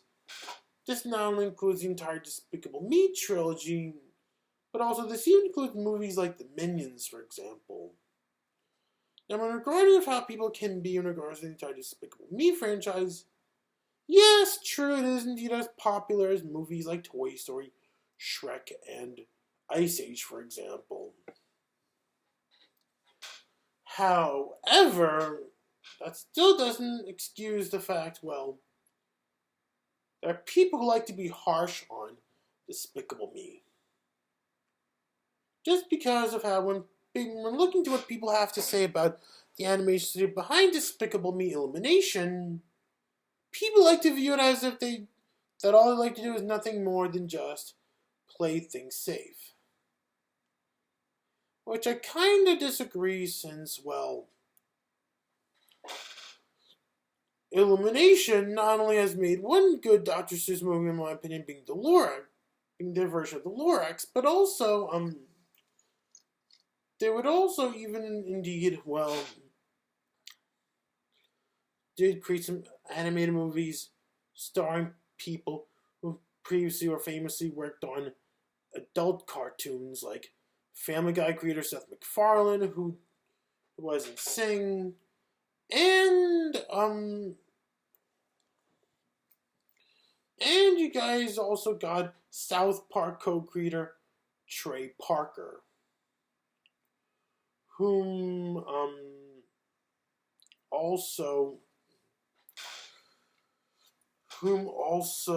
was in Despicable Me 3. And the funny thing about Despicable Me 3 is it kind of reminds me, the bad guy in that movie, as in Trey Parker's character, kind of reminds me of Azuchi Guardian in a nutshell.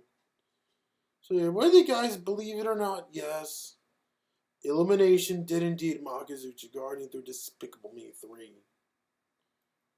How can that be all possible? Let's just say there's this one thing Azuchi Guardian and Trey Parker's character from Despicable Me 3 both have in common. That is, of course, as they both do indeed get fired, rightfully fired, from certain projects they love doing. This moment where they would both do anything to go all creepy sentimental on those kinds of projects whenever they quote-unquote feel like it. Then, of course, you guys got the Peanuts movie. Well, considering the fact that it is indeed from the same exact studio that brought us Ice Age. And at the time when Blue Sky was still making the Peanuts movie of all things, as what also happened when they got to make 14 Years of Who, their version of 14 Years of Who, they would still continuously make more Ice Age movies. Which, yeah, I can see a lot of people are not liking. I mean, I wouldn't mind if Blue Sky would revisit Ice Age personally, but yeah, I just knew a lot of people would have loved it as a Blue Sky were. I feel like as a Disney, Fox, and such were Blue Sky feel like revisiting Ice Age. Might as well let it be nothing more than just a scrap spin-off. Besides, I know a lot of people love Sky, regardless of what they say about Ice Age, even AniMat as well. Even if you may not have appreciated the idea of Blue Sky focus on making nothing but Ice Age sequels. But yeah. And then of course you guys got The Emperor's New Groove. Considering the fact at the time when it first came out in theaters, it didn't do so well at the box office, thanks to the fact, well, it was released, to keep this long story short, it was released at a certain time period when hand-drawn animated movies released at that time were not doing so well at the box office. And then, of course, you guys got the Looney Tunes. Well, as you guys can see for yourself, we haven't gotten a new Looney Tunes movie since 2003 with Looney Tunes Back in Action. The only reason why that is because, well, at the time when it first came out in theaters, it was a box office bomb. It was flop, considering fact, just like what happened with The Emperor's New Groove, another hilarious comedy that exists, well, that bombed at the box office. Looney Tunes Back in Action was indeed released at a certain time period where hand-drawn animation was going through such a major downfall thanks to the rise of computer animation, thanks to the success of Toy Story. This time, unlike with The Emperor's New Groove when it first came out, where it didn't first came out in the same year that brought us Dinosaur, as well as Chicken Run, even if it was stop motion animated, well, you do have it released under the same exact studio that famously made Shrek, after all, as well as having both DreamWorks and Armin then later on collaborating together on one computer animated movie being flushed away. At the same time, there would be another. This time, when regarding Looney Tunes Back in Action, it was released in the same year that brought us Finding Nemo.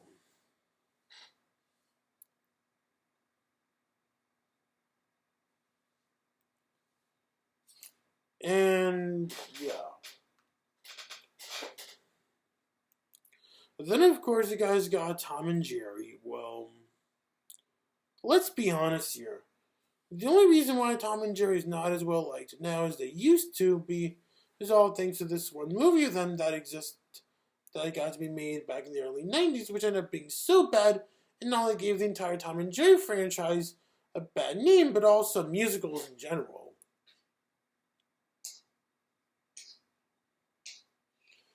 And yeah.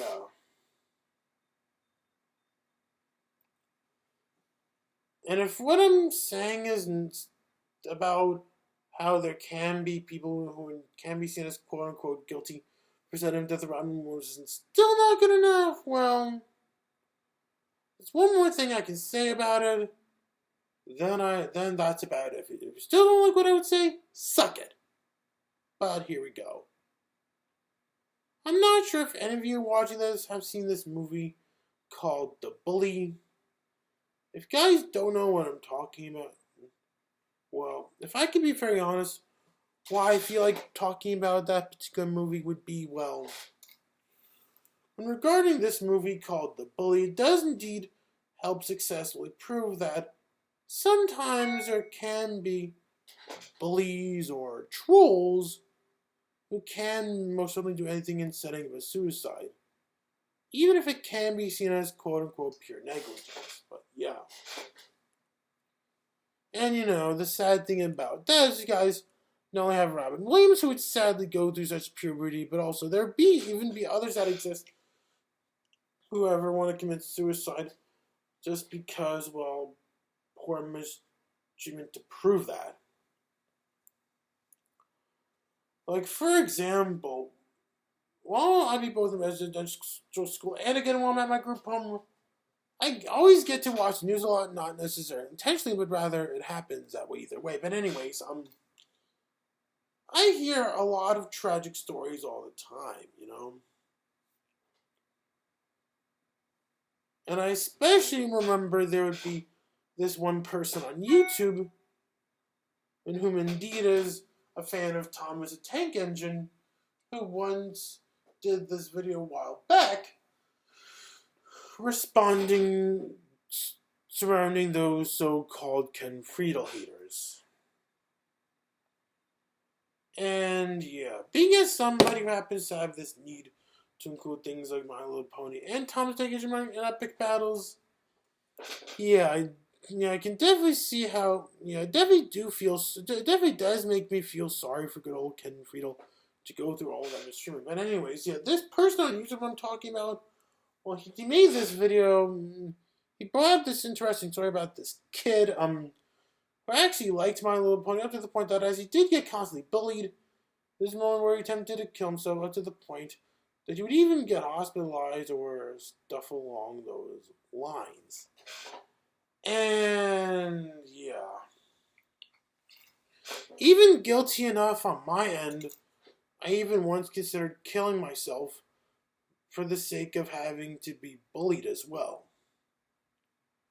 Now, to those who have no idea what I'm talking about, well, ever since when I first entered into residential school back when I was in 7th grade, I would constantly get bullied a lot, you know?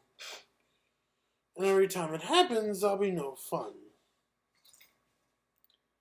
And yeah, when regarding how I am with my residential life, I really never liked, you know?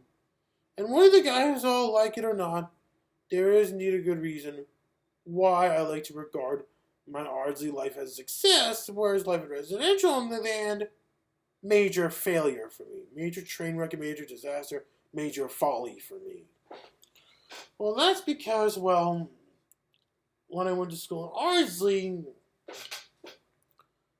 I've not only met a lot of great people there, but also there are lots of things I loved about Ardsley, including being an Ardsley student, including the fact, well, I especially love taking music there. Whereas when regarding residential, on the other hand, well, even though I may have had my own highlights, my own set of highlights there, including having to make some friends here and there, as well as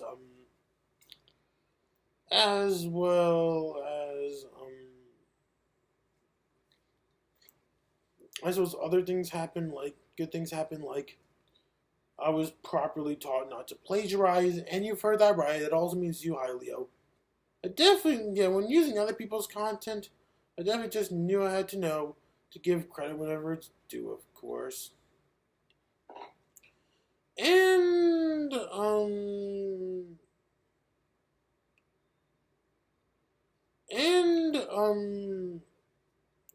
as I was having to properly learn how to travel, train through use of public transportation like the bus, thus allowing me to take parachutes once I got into independent living. And I will be very honest when I say this about myself, that if it weren't for me to learn how to take public bus while I was at Westburg, particularly starting from Long Island, going all the way up to White Plains, I would not be the paratransit rider I already came to be. And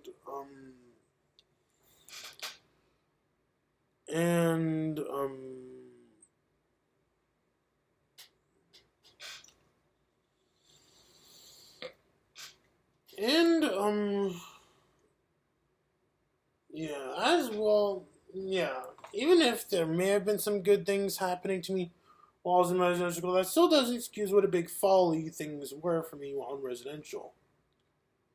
I would always get bullied, I would always get mistreated for who I am as a human being, especially as a content creator, and yeah.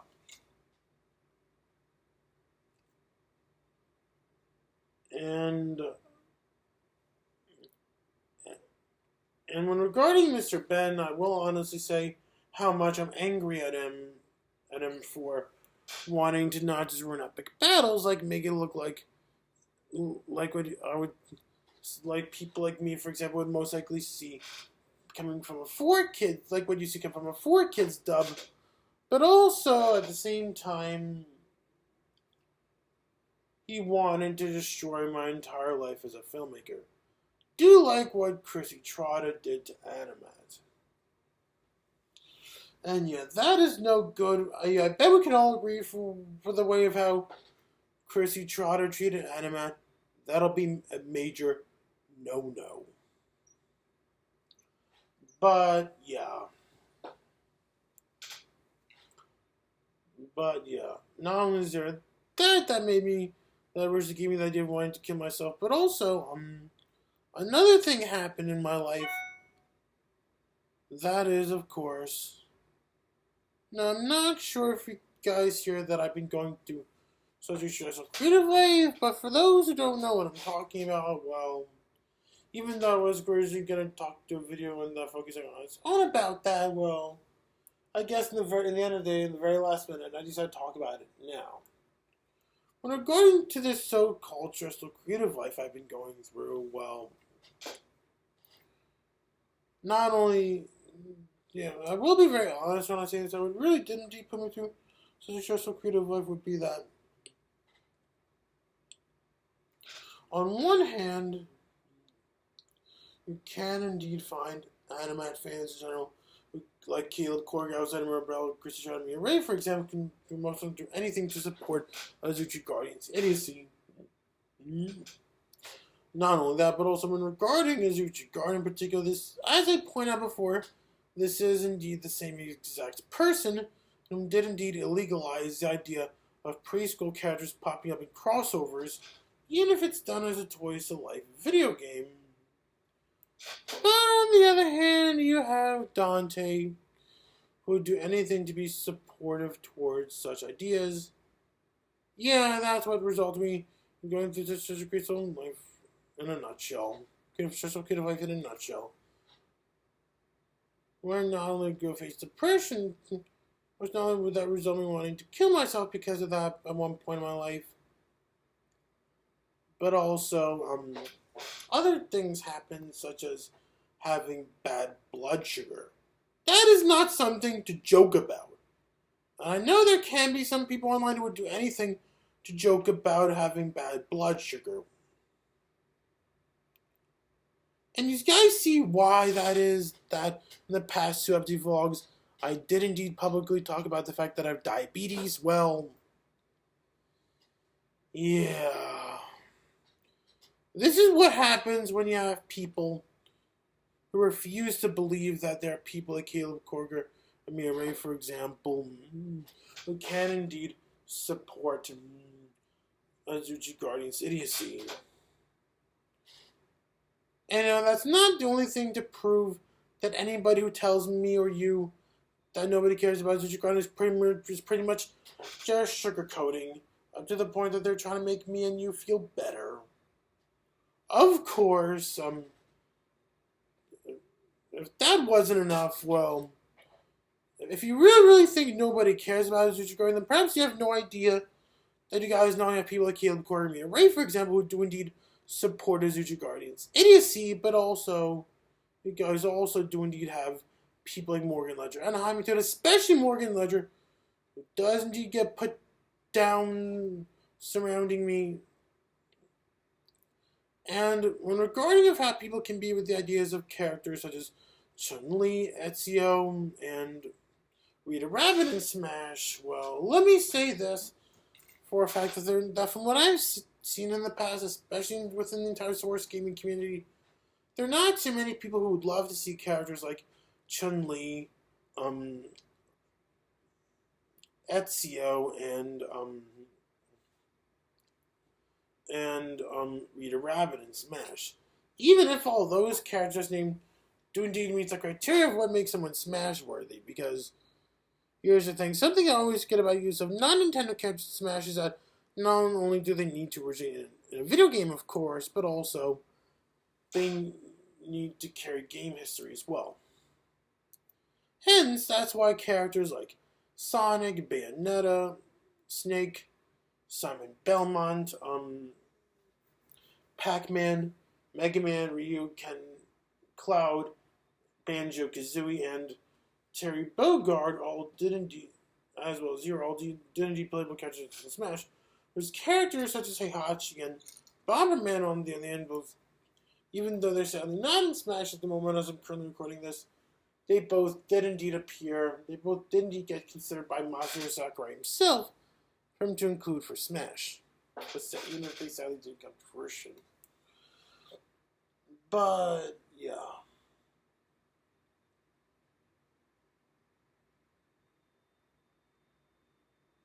And if you really know what I'm saying, that's pretty much of how I can prove that there would indeed be trolls or people or haters on the internet, haters in general. There'd be people who would do anything to hate on Robin Williams to the point that would make him kill himself. If a guy is not like what I'm saying, I don't know what else is other than I'm sorry, it is what it is.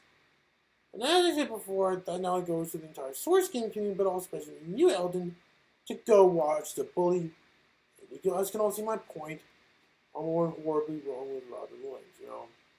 As I also pointed out before, it's really a shame to see comedy go through such a major downfall. It's especially a shame to see myself get poorly mistreated surrounding when I made the last episode of Casual Reviews Bear Rimshot. Considering of how well, when I made the last episode of Casual Reviews Bear Rimshot, I will be very honest when I say that I did indeed work very, very hard on it to make sure you guys are in for a bigger and better experience.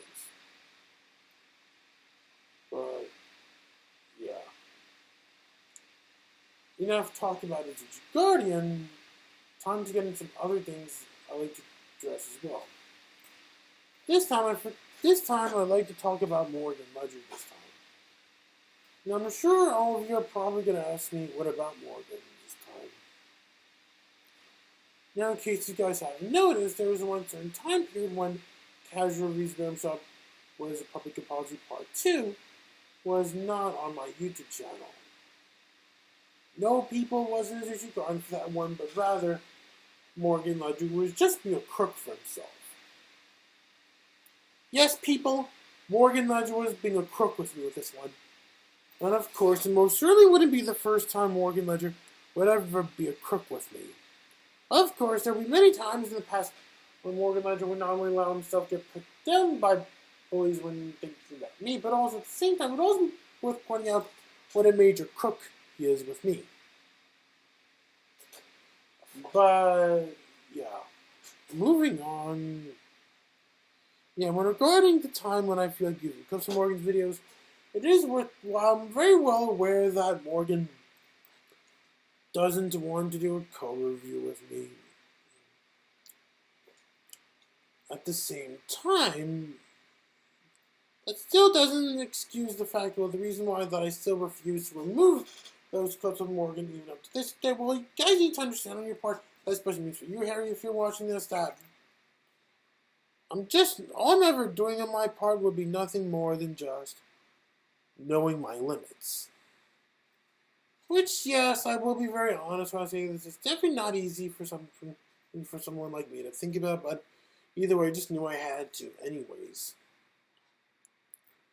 Well, when regarding the making of Casual Reviews with Bear Rimshot was a public apology, even though I was feeling so happy that I was able to do whatever I want to do with my creative life, unfortunately, there were certain limits I just knew I had to go through. Like, for example, for this particular episode, certain limits I just knew I had to go through this time would include, well, not only is there when I feel like using reviewers I don't get along with at the time, like Morgan, for example, that mattered. But also, another limit I also had to go through would include, well,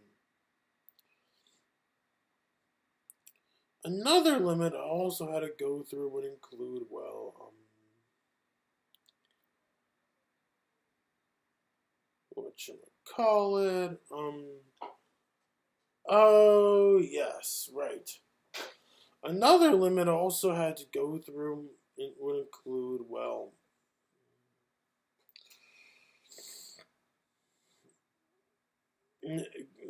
by the time when I passed filming and moved on to editing for that particular episode,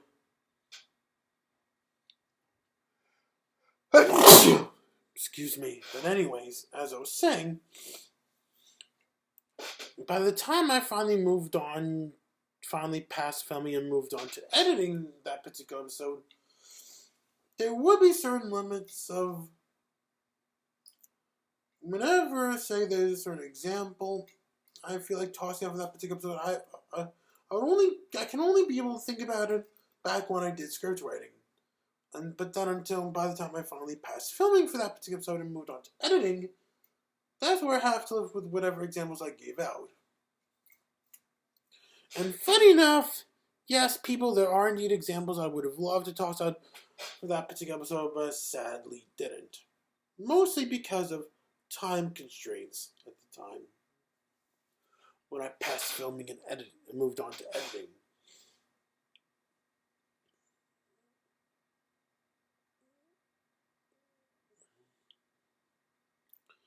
And other things happen as well. Also, I will honestly admit about myself that also did indeed try to destroy a DVD from my bar mitzvah. Guilty enough, yes, I did try to do that, but unfortunately that never came to be. If I can be very honest why I feel like doing so, well, let's just say, well, the goal that I had in mind for when I make what is a public apology is to make all of you watching this in general forget about what happened, forget about what horribly wrong, what happened that went horribly wrong for me in the past. Instead, to allow you guys to be able to move forward, to get more excited with whatever upcoming projects I have at the time. Whether it's a new episode of Casual Reviews by Armshot, a new epic battle sequel, whatever. Whatever I have in mind with my creative life, whatever I really do in life. Now, unfortunately, when regards to how epic battles came to be these days, considering the choices Dante's been made from what I've been hearing, looks like epic battles still remains in doom even up to this day. And I'd say that considering how not only am I so unhappy to hear about what he decided to do with My Little Pony representation, even after me personally having to lose friends over that, but also even if it is just because of regarding, but also I'm really not happy to hear about what Dante plans to do for both G and the area, which I still strongly protest. At least hear me out why, please. When regarding if epic battles can be the epic battles measures of all things can be the past,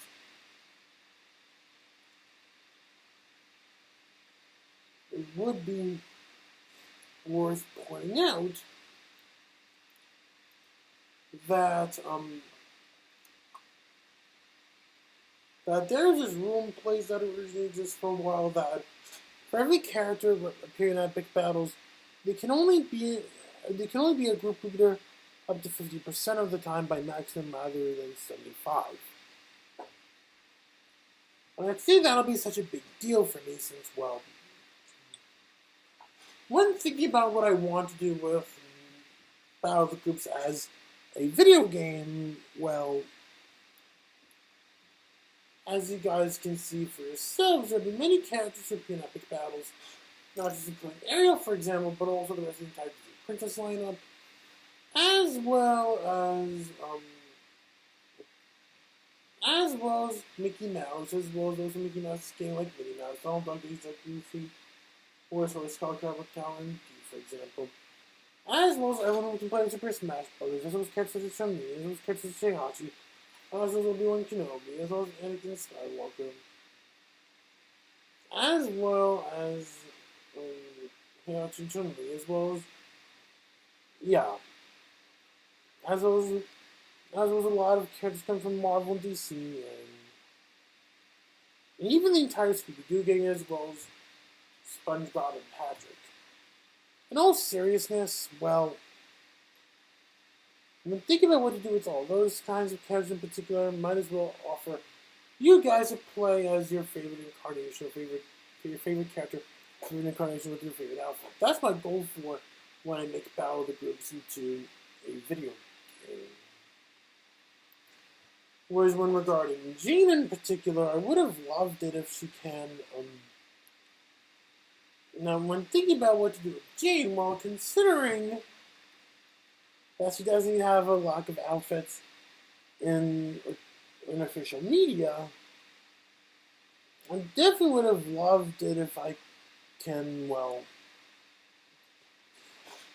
create a bunch of new costumes for Jane. This time she'd be disguising herself as other female characters that will appear in epic battles. And yeah.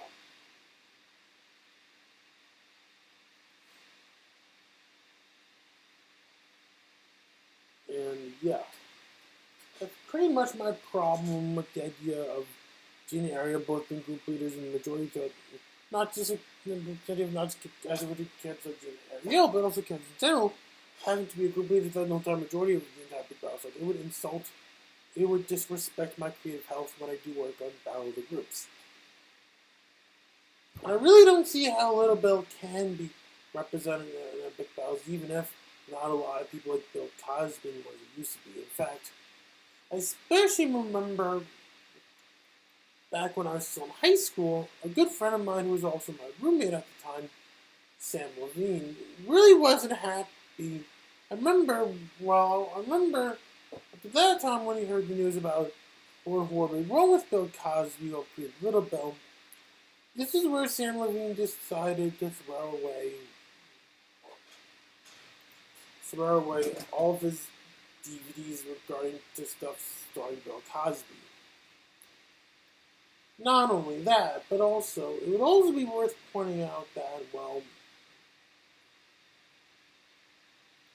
especially remember Morgan did indeed once mention that he was considering reviewing a movie starring Bill Cosby, but that somehow never came to be due to the controversy surrounding it. Yeah. And then, yeah.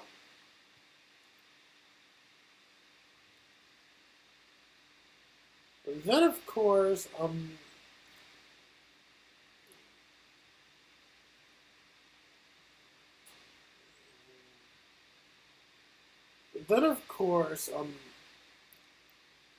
also bugged out here that Jew Wario would indeed return in Epic Battle 6, even after having to get a lot of hate for committing underage sex. Well, the problem I just knew I would have with Jew Wario in Epic Battle 6, with movies beginning with Epic Battle 6, would be just like with Little Bill representation. Well,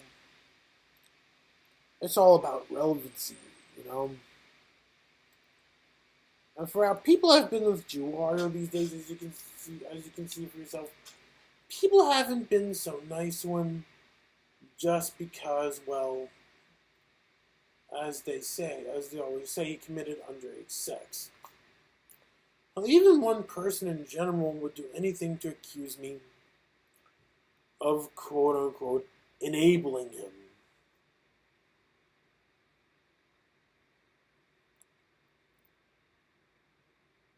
I mean, come on.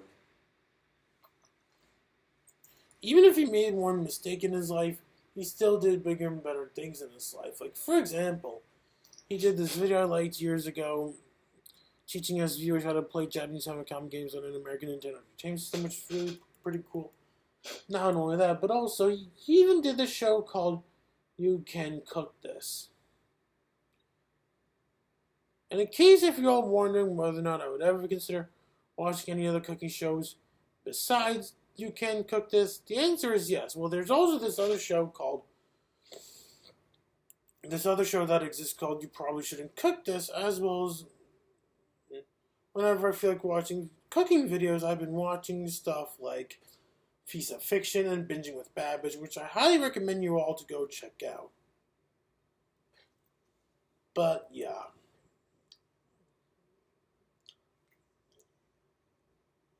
When regarding Binging with Babbage and Feast of Fiction, shows like Binging with Babbage and Feast of Fiction, I will honestly say about myself that I do indeed watch those shows, as well as Rafael Gomez, for the sake of being able to think about ideas of recipes inspired by pop culture of my own I like to make, which all of you guys will get to see in a certain future episode of Casual Reviews of Beer, which I honestly cannot say just yet. All I can honestly say that is it's a surprise. Yeah. And yeah. As for why would I ever want to destroy a DVD based on my bar mitzvah? Well, even though I do appreciate all the support all of you who were at my bar mitzvah watching this gave me, there were certain things about my bar mitzvah that still bug me even up to this day. Well, okay, this for whatever the service has to offer was okay. It's just the party side of things was an issue for me. Like, for example, I didn't have video games to allow you guys to play. Not only that, but also, other things that really annoyed me about my bar mitzvah would include, well, would indeed, well, would indeed include, well,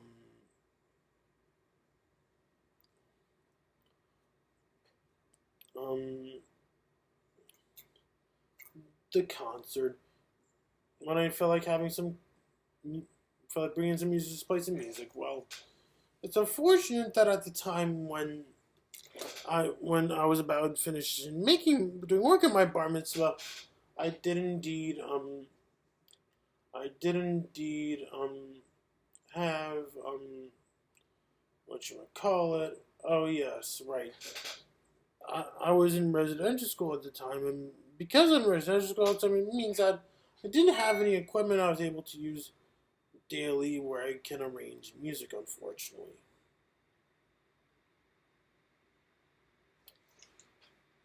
And, yeah. Also disappointing me about my bar mitzvah would include, well, another thing that disappointed me about my bar mitzvah, well, the catering. When I had my bar mitzvah, you guys might as well all be shocked to learn, to everyone who came to my bar mitzvah, I'm sure all of you will be shocked to learn that the caterer I hired is actually not kosher. In case if you're wondering whether or not I would ever consider working with this guy again, well, I'm not going to say no to hiring this caterer again.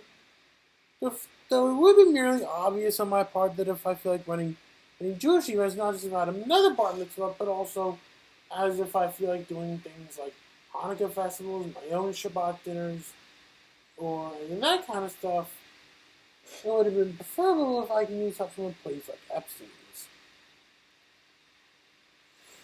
Even if it were to end up being the place a lot of people started going out to eat at in the world of epic battles, but yeah. And, yeah.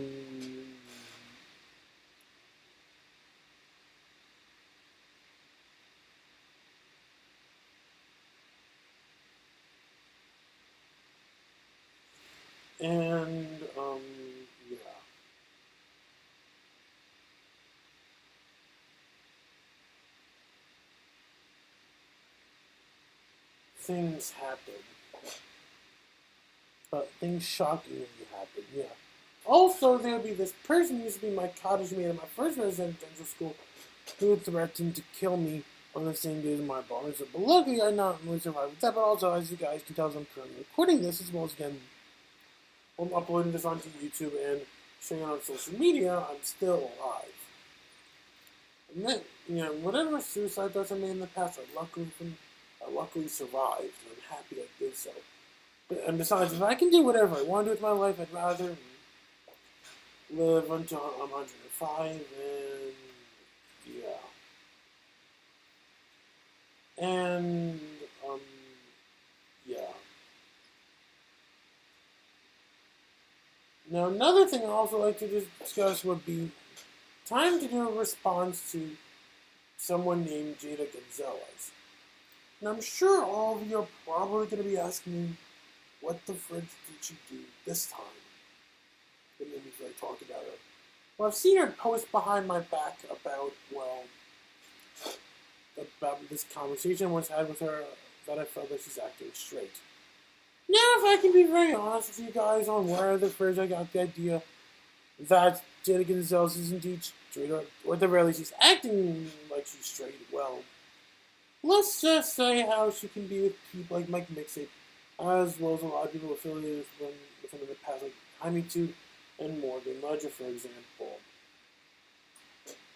As you guys can tell about guys like Mike Mixtape, AniMat, and Morgan Ledger, especially with the case of Morgan, they all wanted to create this pro-gay environment.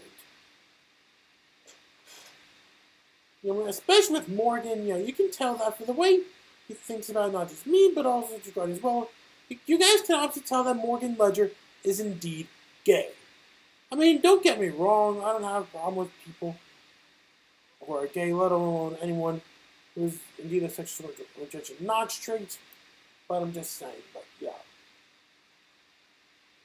And plus, I already do know by heart how much Jada doesn't want to affiliate herself with Mixtape, which I do understand, When regarding my experience with Mixtape, yeah, he can be mentally ill, I will honestly say, being as somebody personally, but yeah.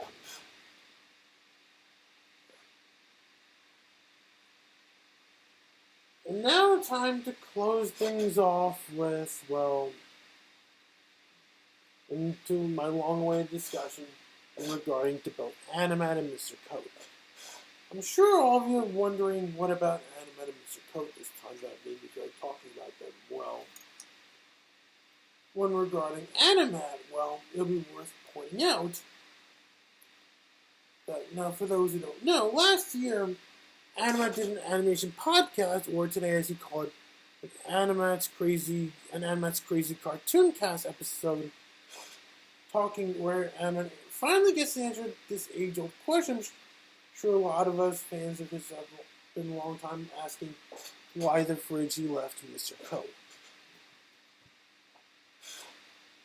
And yeah, from my stance between whose side I'd be, AniMat and Mr. Code, now definitely being as somebody grew up loving both these guys, but also being as somebody who's indeed a partner, who still is a part of the Epic Battles community even up to this day, I definitely would indeed still support both AniMat and Mr. Code for their own merits. At least hear me out why, please. Thank you. Now when regarding why I love AniMat to death, not only the family friendly, but also I definitely learned a lot of cool facts based on various animated movies and animated TV shows or animated works in general that matters. Whereas when regarding Mr. Code, not only would there be movies or TV shows where I can be agreeing with him on, but also there would even be videos he made I like. Sometimes he can be like Adam, I can't have his moments where he doesn't bring up valid points and certain things. Like, for example, with the case of Mr. Code, he made this one video I still loved watching even up to this day, talking about the difference between a family film and a children's film. And the funny about that is I'm definitely happy that video exists. It definitely does make perfect jabs against people who have bullied me back in high school. Well, two guys, a person in my second high school, who would go treat Epic Battles like a kid's movie, which in reality it's a family movie. And yeah, I'm sure that video would definitely make a perfect job against Morgan with what he said about his guardian. But yeah. I'm still cool with both Mr. Code and AniMat, even if both of these guys may feel butthurt about the way I've been treating Morgan. In which I will honestly say to that while I do strongly get that it was wrong for me to call Morgan a pedophile right by now, that's still, like I said before, it still doesn't change my mind from feeling like that Morgan Ledger clearly doesn't understand when people not as popular as him want privacy, And yeah, for the way of how Morgan treats Azuchi Guardian is just sick. I mean, I get it, he may not agree with Azuchi Guardian and stuff, but still, leave Azuchi Guardian alone, please. Oh, if you're really trying to say that you really don't care about Azuchi Guardian, all I can honestly say to that is, it's one thing you may not care about Azuchi Guardian, but when you go mesh me in with Azuchi Guardian, that'll be just stretching it, Because the reality about that is, I'm not Azuchi Guardian, and whether you all like it or not, Azuchi and Guardian and I both still stand up as different people even up to this day. Also, there's one more thing I'd like to end before I'd like to close off this season's update vlog. Okay. Now, I know last time, especially on social media, I've been requesting people like one of you guys watching this to take action on the following people: Azuchi Guardian, Caleb Corger, Mia Ray, Mike Mixtape, and Morgan Ledger and Jaime Tude. Well, there's a good reason why I feel one of you guys watching this should be able to take action on those particular people. Now, when regarding Zuchi Garden, you can tell about his personality that he loves to be a big baby about when people like me want to move on from him, you know. That's why I still keep talking about him alongside other factors as well. Not only that, but also, when regarding Jaime Tude, well, for what he put me through last year, it was just flat out unprofessional. You don't believe me? Well, take a look at what I did to Tim Johnson as well as time moved on. Yeah, something I've been getting when I felt like doing the same way to Tim Johnson.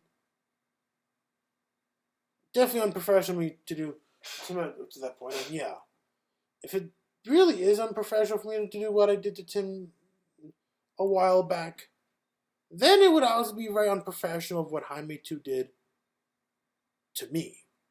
While I do get how much Morgan made me in a lot to Jaime 2, in fact, I definitely know Jaime 2 very well for a while, for years. That Jaime 2 and Morgan are both like best buddies, let alone they're like brothers, but yeah. Sometimes even the greatest friends need to take action on when certain people themselves when certain things going horribly wrong. Hell, even I can sometimes feel the same way about all my friends as well. But sometimes, when it's time to take action, I just know how to take action when I need to. Because as AniMat stated it before in his animation podcast discussing why I love Mr. Code, that actions speak louder than words. Yeah, that's just what I'm talking about. With regard to Morgan Ledger, yeah. If you see anyone if you see Morgan Ledger come talking about me, shut him up about me immediately. Because all Morgan is doing is just trolling and he's just being a crook with me. He's just acting all childish for himself. Whereas regarding my mixtape, well, as I mentioned many times before, based on how I've been with my mixtape, well, he loves to send death threats to me. I'm not making that up and I'm not lying. It really was true when I stated this, that Mike Mixtape did indeed send death threats to me.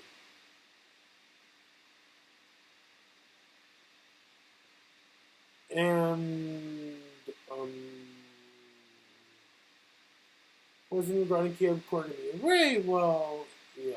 Regarding Caleb Corger, that bugs me, well, he likes to be a major Zuchi Guardian clone. Same with Mia. Yeah.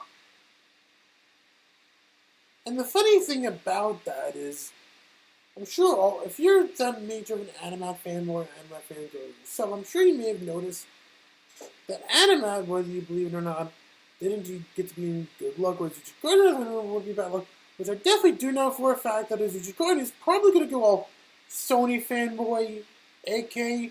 Chad Ward, and a.k.a. Chrissy Trotter, a.k.a. Antichrist, when I bring up AniMat. But, yeah, anyways, yeah. When regarding to AniMat, yeah, it'll be worth pointing out that when you guys saw him lately after Yoshi Player did this video talking about him, you guys can obviously tell that as AniMat made the right choice for himself to listen to whatever Yoshi Player has to say, did indeed lead AniMat to get into a lot of good luck. Not just continuing to earn more subscribers, but also even winning an award dedicated to that.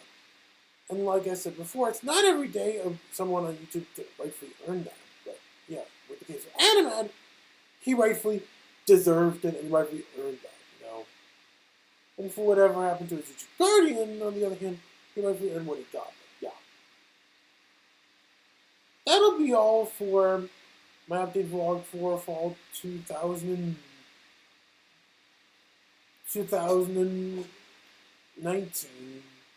As for when I'll do the next update vlog, well, you guys have to wait till January this time when the new year comes in. And I really need it. If I don't get to upload anything new, before the year ends. Hope you all have not just a happy Thanksgiving, but also Merry Christmas, Happy Hanukkah, Happy Kwanzaa, and a Happy New Year.